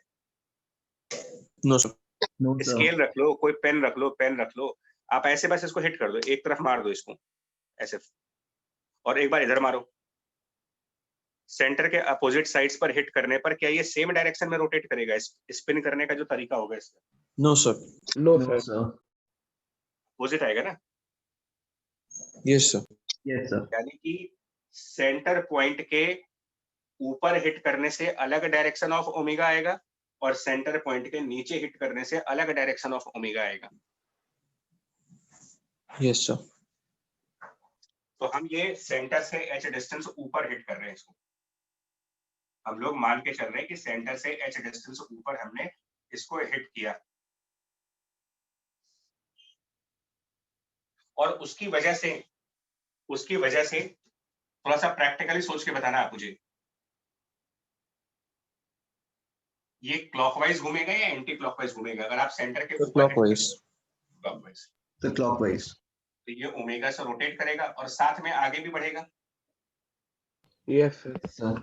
दोनों बातें होंगी, क्योंकि बॉल है, कहीं क्लैंपिंग तो है नहीं, हिंज तो है नहीं, बॉल तो रोल करके ही आगे जाती है। तो अब आप इसमें पहली वाली इक्वेशन बताओ, first equation f into time बराबर ये चीज। तो फर्स्ट वाली इक्वेशन, मान लो हमने कैपिटल F की फोर्स लगाई थी और t टाइम के लिए लगाई थी, तो पहली वाली equation f into T, first equation is mass final velocity minus initial velocity that was 0, क्योंकि बॉल रेस्ट पे थी। और दूसरी इक्वेशन, सेकंड इक्वेशन, उसके लिए चाहिए टॉर्क। किसके अबाउट निकालोगे? क्या कोई हिंज है इस क्वेश्चन में? सेंटर ऑफ मास के थ्रू। सेंटर ऑफ, उससे कितनी ऊपर फोर्स है? सेंटर ऑफ मास से कितना ऊपर फोर्स है? एच। तो F into H equal to moment of inertia, और ये हॉलो स्फीयर है, स्फेरिकल सेल मतलब हॉलो स्फीयर, 2/3 mr²। 2/3 mr², और यहाँ पर ओमेगा। ये हो गई हमारी सेकंड इक्वेशन। नहीं, एक मिस्टेक है, sorry, F into H torque आया, उसमें भी तो टाइम मल्टीप्लाई होगा, yes sir. Into T equal to ये चीज। मैं एक बार फिर रिपीट कर रहा हूँ यार, आप यहीं से चेक कर सकते हो कि जो ओमेगा की वैल्यू है वो है F T H और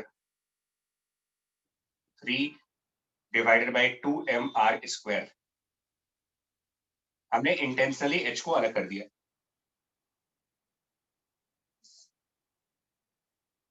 यस सर। VC ये इंटेंशनली मैंने अलग किया है। VC is F into T divided by M।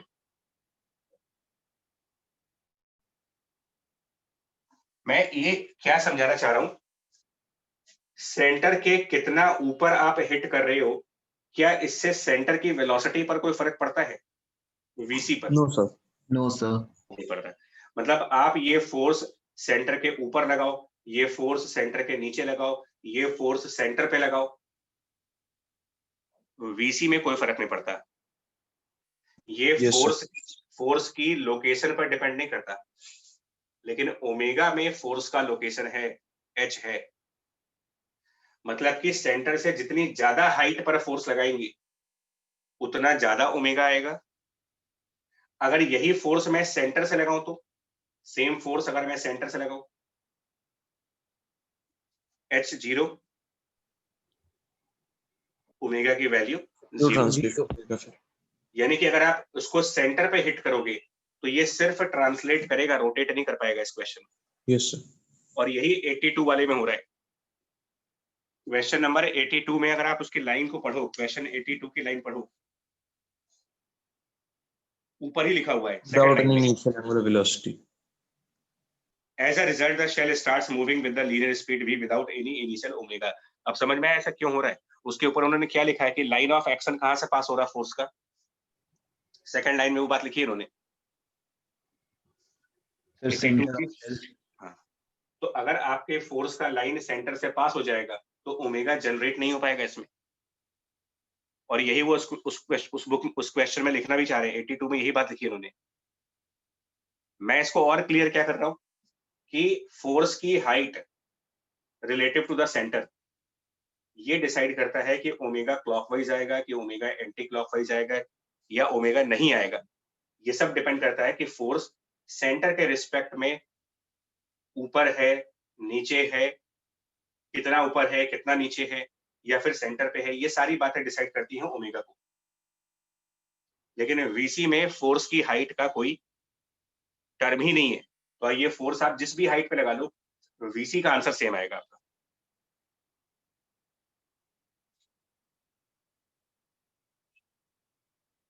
आ रही बात समझ में? Yes sir. Yes sir. अब आते हैं, अब 82 वाले क्वेश्चन, सॉरी 80 वाले क्वेश्चन में उन्होंने यही पूछा है कि बताओ ये हाइट कितनी होनी चाहिए ताकि ये प्योर रोलिंग करे। कितनी हाइट पर फोर्स लगाएं ताकि ये बॉडी प्योर रोलिंग करे। Sir V equals to R omega satisfy कराएंगे। करिए, VC must be equal to R omega, करके देखो जरा। VC equal to R omega, substitute VC equal to R omega. अगर ये प्योर रोलिंग स्टार्ट कराना चाहते हो तो VC should be equal to R omega. इन दोनों रिजल्ट्स को मारा लगाओ। मुझे VC पता है, ओमेगा पता है, and VC equal to R multiplied by omega करके चेक करो H कितना आ रहा है उससे।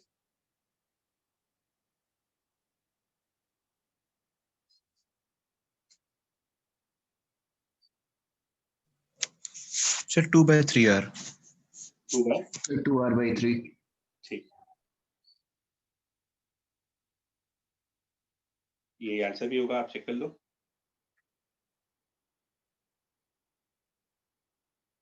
आ रही Yes. है आंसर? Yes. 80th question.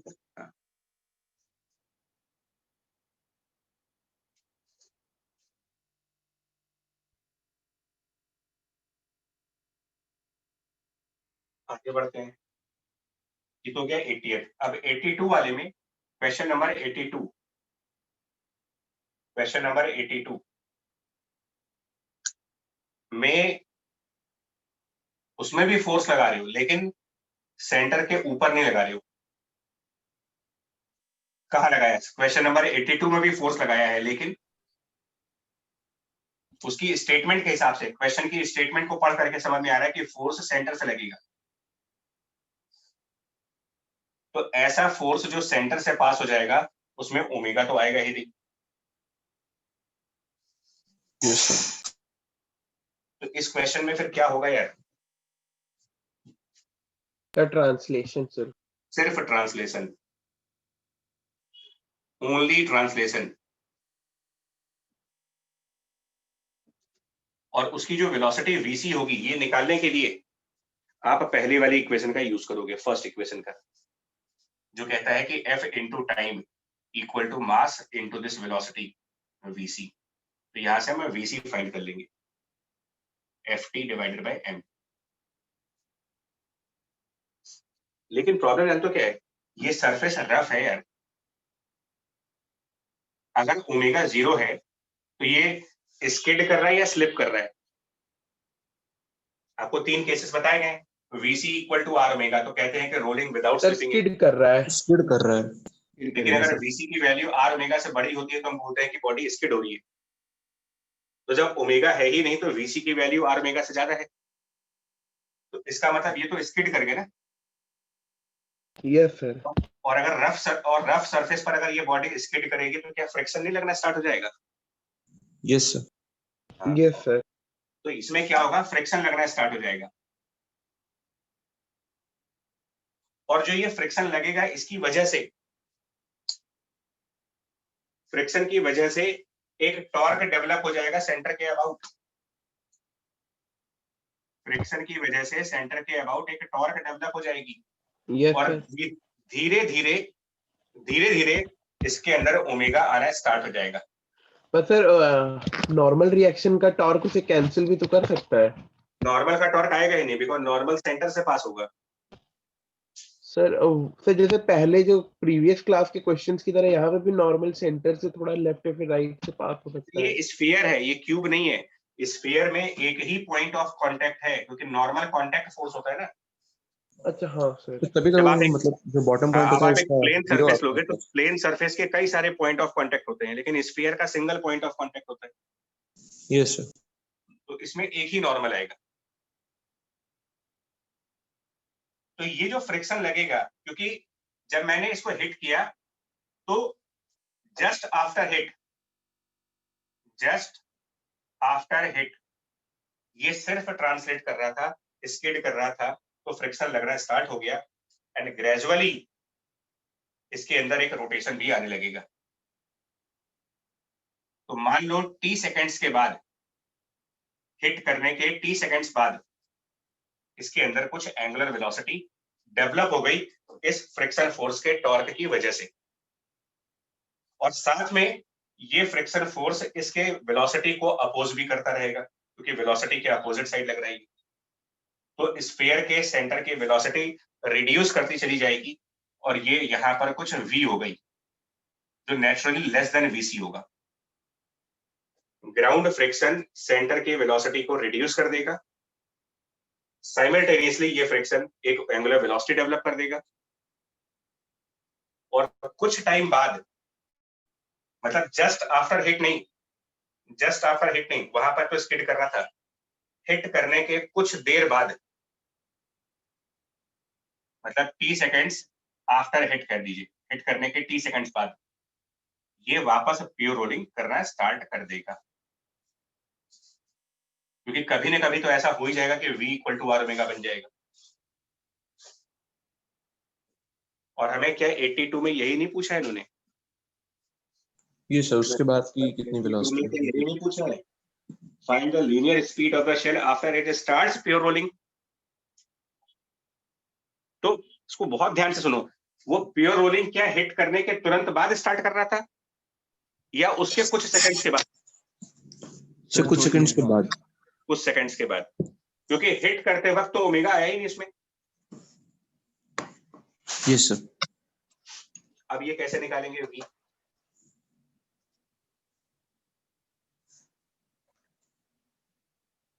तो इसको निकालने के लिए भी कुछ लॉज होने चाहिए मेरे पास ना, फिजिक्स होनी चाहिए कुछ। देखो यही इक्वेशन वापस एक बार फिर से ये इक्वेशन लगा रहे हैं, या यूं कह लो हिट करने के बाद इस पर फोर्सेस कौन कौन सी लग रही होंगी, मुझे बताओ आप। एक बार हिट कर दिया Q से, उसके बाद हिट करने के बाद बताओ। सर mg नॉर्मल तो कैंसिल हो जाएंगी, तो उससे बचा केवल क्या? फ्रिक्शन लग रहा होगा बेसिकली। तो हम इसको अगर यहाँ पर ड्रॉ करके दिखाएं कि कौन कौन सी फोर्सेस लग रही होंगी, तो एक आप सेंटर ऑफ मास पर mg दिखाओगे, एक नॉर्मल रिएक्शन दिखाओगे जो आपस में कैंसिल आउट कर रहे होंगे, और एक बैकवर्ड फ्रिक्शन लगाओगे। ठीक है, बोलो ठीक है। Yes sir. Yes sir. अगर मैं कोई भी पॉइंट ग्राउंड पे चूज कर लूं, कोई भी पॉइंट P ग्राउंड पे चूज कर लूं, नॉर्मल और mg एक दूसरे को बैलेंस कर चुके, बचा सिर्फ फ्रिक्शन। तो अगर मैं कोई पॉइंट ग्राउंड पे चूज कर लूं, तो क्या इसका टॉर्क पॉइंट P के अबाउट 0 नहीं आ जाएगा? ये फ्रिक्शन पॉइंट P से पास हो रहा है। Yes sir. Yes sir. और जब टॉर्क 0 आएगा तो क्या ये कहना सही नहीं है कि angular momentum about point P conserve होगा? कांस्टेंट होगा। Yes sir. In the absence of torque angular momentum will be conserve. Yes sir. हाँ, लेकिन एंगुलर मोमेंटम के थ्योरी को एक बार फिर माइंड में लाओ। दो होते हैं एंगुलर मोमेंटम, स्पिन करने वाला और ऑर्बिटल वाला। Orbital angular momentum. क्या जस्ट आफ्टर हिट ये बॉडी कुछ स्पिन कर रही है? स्पिन मतलब क्या? No, ये sir. अपने सेंटर के अबाउट रोटेट कर रही है ये? No sir. नो नहीं। सर। तो स्पिन वाला नहीं होगा, लेकिन ऑर्बिटल वाला होगा, क्योंकि सेंटर ऑफ मास की एक वेलोसिटी है और उसका होता है mass into velocity into perpendicular distance. Yes sir. तो इनिशियल मोमेंट पर मास इनटू वेलोसिटी, और पॉइंट P जो ग्राउंड के ऊपर है वहां से सेंटर की वेलोसिटी का इनिशियल परपेंडिकुलर डिस्टेंस r। बाद में ये जो ओमेगा सेंटर के अबाउट आया, इसी को तो स्पिन बोलोगे कि ये बॉडी स्पिन कर रही है। और स्पिन करने की वजह से जो एंगुलर मोमेंटम आएगा वो होगा I इंटू ओमेगा। ये स्पिन करने की वजह से। सेंटर के अबाउट रोटेट करने की वजह से, प्लस सेंटर में जो मोशन हो रही है इसकी, सेंटर का जो मोशन हो रहा है v वेलोसिटी से, उसका भी एक angular momentum mass into velocity into perpendicular distance r। MVR, yes sir. Equation समझ में आई कि राइट साइड पे 2 टर्म क्यों है और लेफ्ट साइड पर 1 टर्म क्यों है? क्योंकि कंबाइंड मोशन कर रहा है इसलिए। हाँ, और यहाँ पर सर ओमेगा लेकिन और मुझे v, एक चीज नहीं समझ में आई सर, अबाउट P निकाल के क्यों देखा? नहीं यही से इसीलिए मैं बोल रहा हूँ कि एंगुलर मोमेंटम में थोड़ा सा ये प्रॉब्लम रहता है कि ये हमको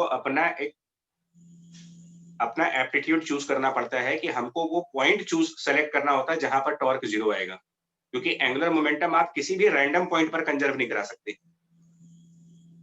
लीनियर मोमेंटम में और एंगुलर मोमेंटम में यही प्रॉब्लम है, जिस वजह से एंगुलर मोमेंटम थोड़ा सा डिफिकल्ट होने लगता है कि हमको ये भी क्वेश्चन में ढूंढना पड़ता है अपनी तरफ से कि ऐसा कौन सा पॉइंट है जहां पर टॉर्क 0 बनेगा। हर एक फोर्स का सर रिजल्टेंट टॉर्क। हाँ, अगर आप ग्राउंड के अलावा कहीं और पॉइंट लोगे तो फ्रिक्शन फोर्स का उससे कुछ तो परपेंडिकुलर डिस्टेंस आएगा, यस सर, टॉर्क आ जाएगा फिर। टॉर्क आएगा, तो कंजर्व फिर हम कंजर्वेशन नहीं लगा सकते ना। सर नीचे जो आपने इक्वेशन लिखी सर, वो किस पॉइंट के लिए है बेसिकली? नहीं, ये पॉइंट के लिए नहीं है, ये समझो, एक बार फिर से बोल रहा हूँ। एंगुलर मोमेंटम में 2 चीजें होती हैं, दो बातें होती हैं। एक जिसका आप एंगुलर मोमेंटम निकाल रहे हो, और दूसरा जिसके अबाउट निकाल रहे हो। 2 बातें। तो हम एंगुलर मोमेंटम निकाल रहे हैं इसके सेंटर का, लेकिन अबाउट p निकाल रहे हैं। तो एंगुलर मोमेंटम की जब थ्योरी हुई थी तो उसमें ये बात कही थी यार आपसे कि एंगुलर मोमेंटम बराबर mass into velocity into r perpendicular. तो ये m into v linear of momentum the particle जिसका आप कैलकुलेट कर रहे हो, और r परपेंडिकुलर फ्रॉम रेफरेंस जिसके अबाउट निकालते हो। तो हम एंगुलर मोमेंटम निकाल सेंटर का रहे हैं, तो मास इनटू वेलोसिटी ये सेंटर की हो गई, लेकिन जिस पॉइंट के अबाउट निकाल रहे हो यहां से परपेंडिकुलर डिस्टेंसेस का देखते हैं। समझ गया सर, समझ गया। राइट है, थ्योरी एक बार पढ़ोगे फिर से याद आ जाएगा। एंगुलर मोमेंटम का लेक्चर एक बार रिवाइज करना होगा फिर हाँ से। सर, याद आ गया है। राइट। और फिर यहाँ पर ओमेगा और v में भी रिलेशन है ना यार, क्योंकि जब ये प्योर रोलिंग स्टार्ट कर चुका होगा, जब ये प्योर रोलिंग स्टार्ट हो चुकी होगी, तो ओमेगा और v का रिलेशन क्या रखेंगे? ओमेगा एंड v रिलेशन अगर रखना हो तो ओमेगा और को ओमेगा, रिप्लेस के ओमेगा को v by r कर सकते हैं। Yes sir, omega v by r, yes sir. और फिर अब निकालो v कितना आएगा। फिर omega equals to v upon r करने के बाद value of v in terms of vc कितना आएगा? Value of v in terms of vc।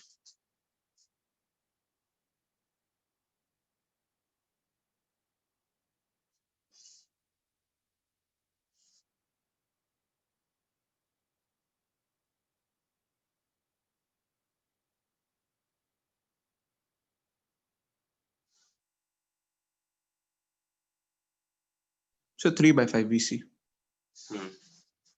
यही आंसर भी है पीछे 82 का।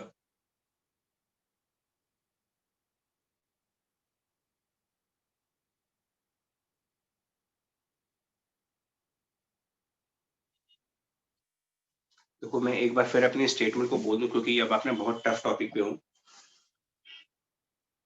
कि अगर किसी ऑब्जेक्ट को, वो रॉड हो चाहे स्फीयर हो, कोई भी हो, अगर किसी भी ऑब्जेक्ट को हमने इम्पल्स दिया, इम्पल्स मतलब उसको हिट किया, तो अगर हमने उसको सेंटर पे हिट किया होगा, सेंटर पे,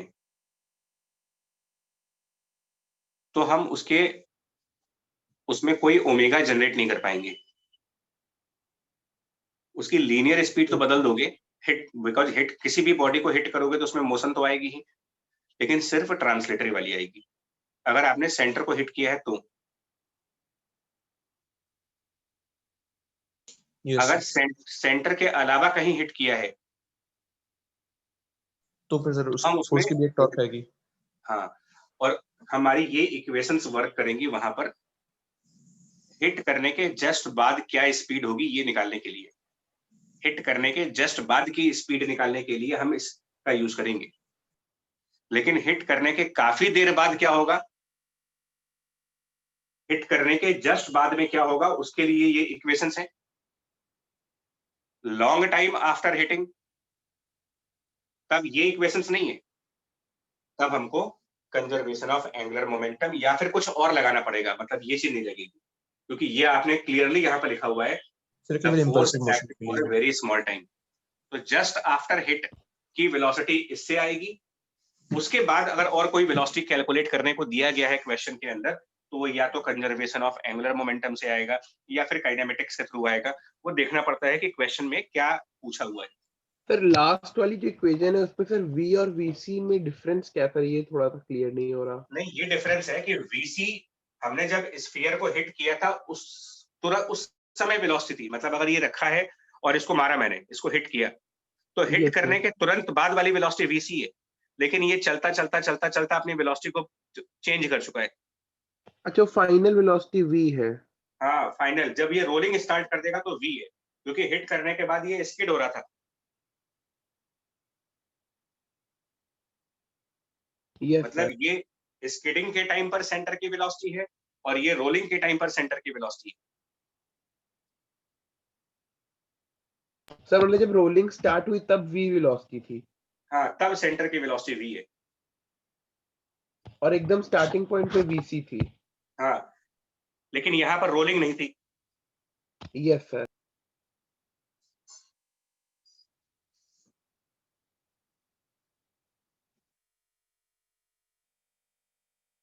और ये जो पॉइंट हमने इसमें यूज किया ना कि पॉइंट P हमने ग्राउंड पे चूज किया, यही प्रैक्टिस का पार्ट है यार। एंगुलर मोमेंटम में इसीलिए दिक्कत होती है, क्योंकि हमें ये हमको ही देखना पड़ता है कि कहां पर कंजर्व करना है।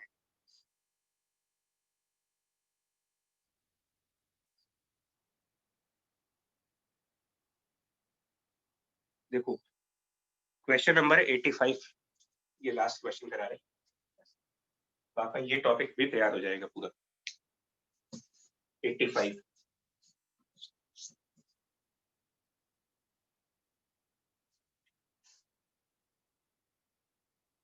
मैं सजेस्ट ये करूंगा पहले आप पढ़ लें इसको, अपने हिसाब से रीड कर लो क्वेश्चन 85 को।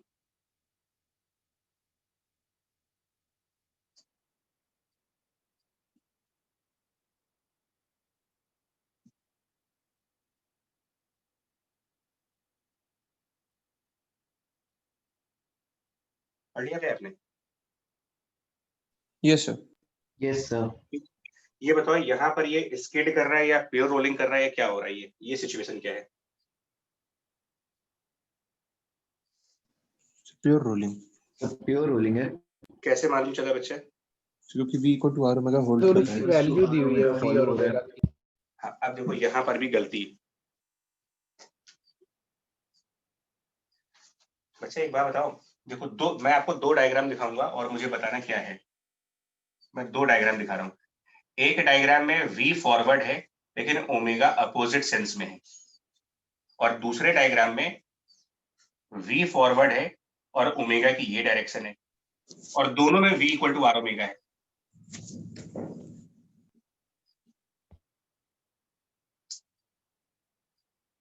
आपको मैं एक लेक्चर याद दिलाता हूं, इसके बॉटम पॉइंट पर रोटेट करने की वजह से ये बॉटम पॉइंट किधर जाएगा आप खुद प्रैक्टिस करके देखो। एक सिलेंडर पकड़ो और जैसा ये ओमेगा दिखाया गया ना एंटी क्लॉकवाइज, आप एक सिलेंडर को जरा एंटी क्लॉकवाइज घुमा करके देखो कि सबसे नीचे वाला पॉइंट फॉरवर्ड जाएगा या बैकवर्ड जाएगा, करके देखो। फॉरवर्ड। फॉरवर्ड। तो एंटी क्लॉकवाइज रोटेट करोगे तो ये पॉइंट फॉरवर्ड जाएगा रोटेशन की वजह से, और ट्रांसलेशन भी फॉरवर्ड, ट्रांसलेशन भी फॉरवर्ड, रोटेशन की वजह से भी ये पॉइंट फॉरवर्ड जा रहा है। यानी इस पॉइंट पर ट्रांसलेशन वाली वेलोसिटी और रोटेशन वाली वेलोसिटी दोनों ही फॉरवर्ड है। सर तो जीरो वेलोसिटी नहीं आएगी, नहीं होगा ये pure v rolling. Plus R omega बनेगा, यहाँ पर जीरो वेलोसिटी आएगी, मतलब यहाँ पे टॉप मोस्ट पॉइंट पे जीरो वेलोसिटी आएगी। लेकिन ग्राउंड के ऊपर तो नीचे वाला पॉइंट है ना। हाँ यस सर। तो ये ग्राउंड के साथ ये वाला पॉइंट चल रहा है अगर, तो ये क्या बोलेंगे, नो स्लिप है या स्किड कर गया? तो सर स्किड कर रहा है सर। जो पॉइंट ग्राउंड के ऊपर है उसमें फॉरवर्ड वेलोसिटी आ गई, ये बॉडी तो सर स्किड कर स्लिपिंग रही हो है, रही है। स्किड फॉरवर्ड आ रहा है, नीचे वाले पॉइंट की फॉरवर्ड वेलोसिटी तो स्किड होगा ना, टायर स्किड करेगा ना आगे की तरफ।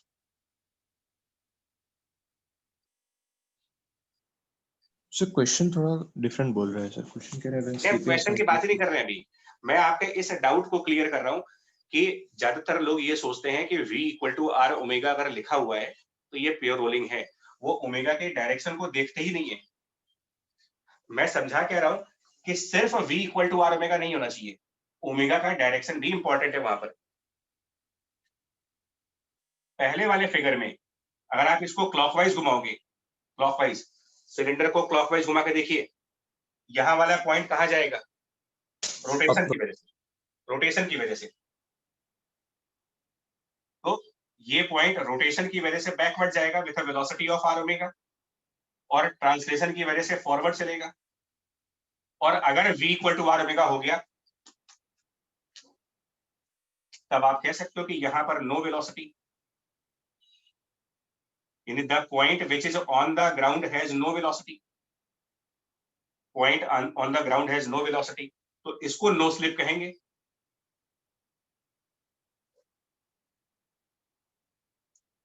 मतलब कि v equal to R omega के साथ साथ ये भी इंपॉर्टेंट नहीं हो रहा यार कि ओमेगा का डायरेक्शन क्या दिया जा रहा है आपको। Yes sir. तो ये केस कौन सा है, भले v equal to R omega दिया हुआ है, बट क्या ये प्योर रोलिंग है, मतलब कि क्या ये नो नो स्लिप है, सर। नहीं है। यहाँ पर स्टूडेंट्स गलती करते हैं, मतलब जिनको भाई फॉर्मूले वाली जिसकी आदत है कि भाई सिर्फ v equal to R omega देखा, ये भी दिखेगा। अगर ये डायग्राम है तो ये नो स्लिप है, अदरवाइज स्लिपिंग हो रही है, भले v equal to R omega दिया है तब भी, क्योंकि इस टाइप के केस में बॉटम पॉइंट में वेलोसिटी जीरो नहीं हो रही है, और ग्राउंड के ऊपर अगर किसी भी पॉइंट में जीरो वेलोसिटी नहीं होगी तो इसका मतलब ये पॉइंट आगे फिसल जाएगा, स्किड कर जाएगा आगे की तरफ।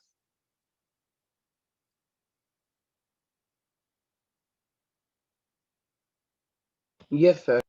ठीक, यही चीज यहाँ भी हो रही है। तो क्या यहाँ फ्रिक्शन लगेगा कि नहीं लगेगा बताइए, इस पॉइंट पर फ्रिक्शन लगेगा या नहीं लगेगा? सर लगेगा किधर? बैकवर्ड डायरेक्शन में। क्योंकि ये स्किड का केस है, ये स्किड हो रहा है तो इसमें बैकवर्ड फ्रिक्शन आएगा, जिसकी वजह से फ्रिक्शन लगने की वजह से कुछ टाइम बाद अब इन्होंने क्या बोला है देखो। अब आप क्वेश्चन पे आ जाओ। मैं सिर्फ ये बताने की, मेरा पर्पस ये था आज का कि only v equal to R omega is not the sufficient, v equal to R omega plus proper direction of omega and v both are important for the declaration of no slipping. No slip pure rolling को declare करने से पहले आप दो बातें देखोगे, एक v equal to R omega होना चाहिए, दूसरी v और ओमेगा की प्रॉपर डायरेक्शंस भी होनी चाहिए।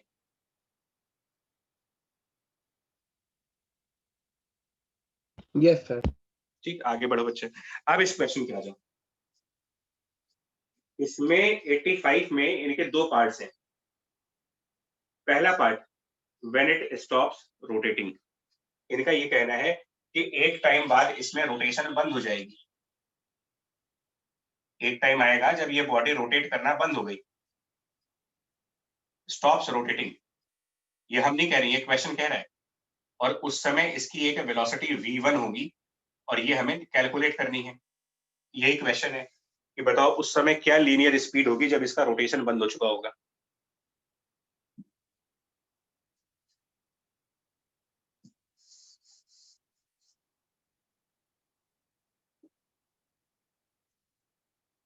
तो हम यहाँ पर भी क्या करने वाले हैं, सर हम ग्राउंड इक्वेशन ऑफ मोशन से निकाल सकते हैं।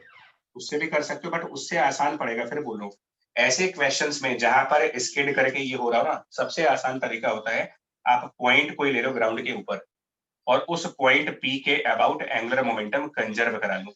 और क्यों कंजर्व करा सकते हो, क्यों हम पॉइंट पी के अबाउट एंगुलर मोमेंटम कंजर्व करा सकते हैं? सर किसी भी फोर्स पे टॉर्क नहीं है उस पॉइंट के अबाउट। बस फ्रिक्शन इस पॉइंट से पास हो जाएगा और नॉर्मल एमजी बैलेंस हो रहे हैं। अब स्टार्टिंग वाले मोमेंट पर इसमें रोटेशन भी है, ट्रांसलेशन भी है, तो दोनों एंगुलर मोमेंटम्स आएंगे। एंगुलर मोमेंटम रोटेशन वाला आई ओमेगा 2/5 mr स्क्वायर ओमेगा, ये रोटेशन वाला। ट्रांसलेशन वाला mv इंटू परपेंडिकुलर डिस्टेंस। अब देखना ये है कि डायरेक्शंस क्या है इनकी। तो जो ओमेगा है ये एंटी क्लॉकवाइज है, तो अगर मैं अपनी फिंगर्स को ओमेगा के हिसाब से बंद करूं एंटी क्लॉकवाइज, तो मेरा थंब बाहर आएगा, यानी ये डायरेक्शन बाहर की तरफ आएगी, ये वेक्टर बाहर आ रहा है। ये जो MVR होता है इसका प्रॉपर रूल है, प्रॉपर तरीका इसका ये था, it is actually R vector cross M into V properly. चलेगा क्योंकि आर परपेंडिकुलर रेडियस ही है यहाँ पे। हाँ, लेकिन डायरेक्शन क्या बन रही? ग्राउंड वाले पॉइंट से सेंटर ऑफ मास की जो लोकेशन है वो ऊपर है, from ground centre of mass is above, तो ये जे कैप आएगा ना, यहाँ तो ऊपर की तरफ जे कैप डायरेक्शन आएगी, and that centre of mass is moving on the x axis, तो यहाँ पर आई कैप आएगा। ये डायरेक्शन क्या बनेगी यहाँ जे क्रॉस आई करके? सर माइनस के कैप। माइनस, और माइनस के कैप मतलब बाहर आएगा या फिर अंदर की तरफ जाएगी? सर अंदर की तरफ। अंदर की तरफ। ये वेक्टर इनवर्ड है और ये वेक्टर आउटवर्ड। आउटवर्ड्स। एक इनवर्ड वेक्टर है, एक आउटवर्ड वेक्टर है। Yes sir. MVR वाले के लिए आप ये डायरेक्शन देखा करो R क्रॉस V से, और ओमेगा वाले के लिए जैसा ओमेगा है उस हिसाब से अपनी फिंगर्स घुमाओ, एंटी क्लॉकवाइज फिंगर घुमाओ राइट हैंड वाली, तो थंब बाहर आ रहा है। ये आउटवर्ड है, ये इनवर्ड है, तो मैं एक काम करूंगा, मैं एक साइन कन्वेंशन दे रहा हूँ कि आउटवर्ड को प्लस रखेंगे और इनवर्ड को माइनस कर देंगे। तो इसके आगे पॉजिटिव साइन, इसके आगे नेगेटिव साइन, इक्वल टू, जब इसने रोटेशन बंद कर दिया, जब इसका रोटेशन बंद हो गया सो 0, तो ट्रांसलेशन बचा। Yes sir. इसका क्या आंसर आएगा? M V1 इंटू R, और इसके आगे भी माइनस साइन लगाएंगे क्योंकि ये आएगा तो इनवर्ड ही। ये भाई जो यहाँ वाला V और ये वाला V1 तो है तो सेम डायरेक्शंस में। Yes sir. Yes sir. आप निकाल लीजिए V1 कितना आएगा, और यहाँ ओमेगा को रिप्लेस करेंगे, ओमेगा को रिप्लेस करेंगे V अपॉन R से, क्योंकि वो क्वेश्चन में दिया हुआ है।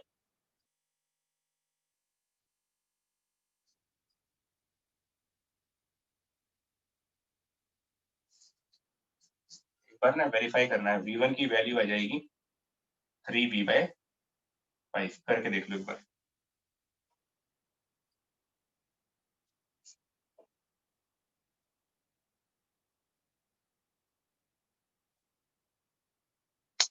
ये सही यही आ रही है।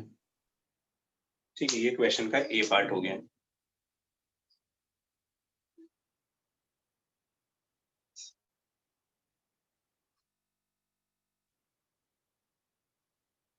इनको एक बार अपने आप भी करना है। इसके B पार्ट में क्या लिखा है?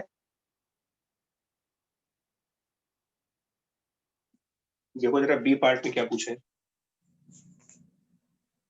Linear speed when the slipping finally ceases and pure rolling starts. ठीक है,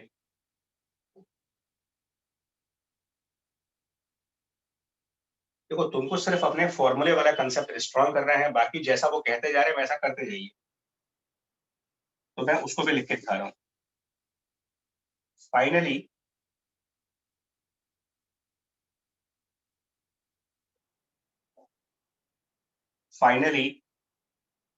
ये प्योर रोलिंग पे आ जाएगा। फाइनली मैं नहीं कह रहा, ये क्वेश्चन बोल रहा है कि फाइनली प्योर रोलिंग होगी, तो फाइनल वेलोसिटी को हम VF लिख लेते हैं और यहाँ ओमेगा F लिख लेते हैं, बिकॉज प्योर रोलिंग के लिए प्रॉपर डायरेक्शन चाहिए होती है। Yes sir.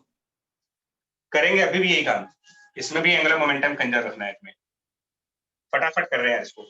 इनिशियल वाला एंगुलर मोमेंटम रोटेशन की वजह से रोटेशन वाली एंगुलर मोमेंटम 2/5 mr² ओमेगा, जो पॉजिटिव था, और ट्रांसलेशन वाला माइनस था। ये स्टार्टिंग वाले हो गए। बाद में ट्रांसलेशन वाला m v final into r, उसके आगे लगेगा माइनस साइन। और Yes, बाद sir. में रोटेशन है, बाद में भी रोटेशन है, लेकिन अब की बार जो रोटेशन है वो क्लॉकवाइज हो रहा है। तो अगर मेरी फिंगर्स क्लॉकवाइज बंद करूंगा, अपनी फिंगर्स को मैं क्लॉकवाइज बंद माइनस की क्या क्या लाऊंगा ये अब दोनों ये इन्वर्ट भी इनवर्ट आ जाएगा, ये Minus ओमेगा आएगा। इनवर्ट आएगा, तो इसके आगे माइनस साइन लगेगा। तो -2/5 mr² इंटू ओमेगा फाइनल। इसको एक स्टेप आगे बढ़ जाएंगे, ओमेगा को लिख देंगे v/r, क्योंकि दिया हुआ है क्वेश्चन में।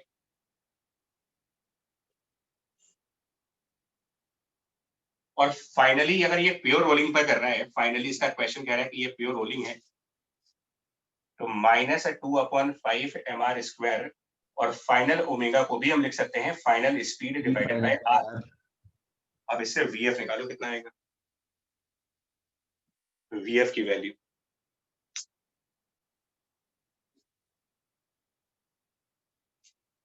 v फाइनल की वैल्यू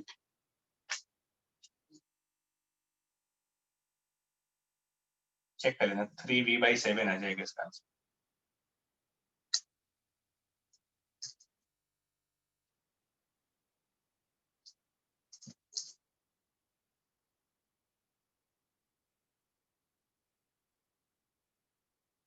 Yes, sir, यही आ रही है। ठीक है जी, यही Yes. दोनों आंसर। अब तुम एक काम करना, अपने हिसाब से 86 करना है, 86 क्वेश्चन भी इसी कंसेप्ट के ऊपर है, तो तुमको खुद से जो क्वेश्चन ट्राई करने हैं वो 86 है, सेम कंसेप्ट के ऊपर। और बाकी अब हो गए इसमें, मतलब सर प्लीज एक बार ये बता दीजिए, इसमें एमवीआर विद रिस्पेक्ट टू क्या निकाला था? सब कुछ, जितने भी एमवीआर एक एंगुलर मोमेंटम होता है, यस सर। वो भी पॉइंट पी के रिस्पेक्ट में है। अच्छा ओके सर। देखिए आई इंटू ओमेगा और एमवीआर ये दोनों एंगुलर मोमेंटम होते हैं। आई ओमेगा सेंटर के अबाउट स्पिन करने की वजह से होता है, और यस सर। एमवीआर सेंटर के ट्रांसलेट करने की वजह से होता है, यस सर। और दोनों ही पॉइंट पी के रिस्पेक्ट में है। दोनों नहीं, सॉरी, ये एमवीआर ये पॉइंट पी के रिस्पेक्ट में है, मतलब परपेंडिकुलर डिस्टेंस हमने पॉइंट पी से लिखा है। Yes sir. परपेंडिकुलर डिस्टेंस भी किसका, सेंटर की जो वेलोसिटी है ना उसको एक्सटेंड कर लो, सेंटर की वेलोसिटी को एक्सटेंड करो, और पॉइंट पी से रेडियस हो जाएगा। ये डिस्टेंस रेडियस के बराबर ही रहेगा, चाहे आप इनिशियल देख लो चाहे फाइनल देख लो।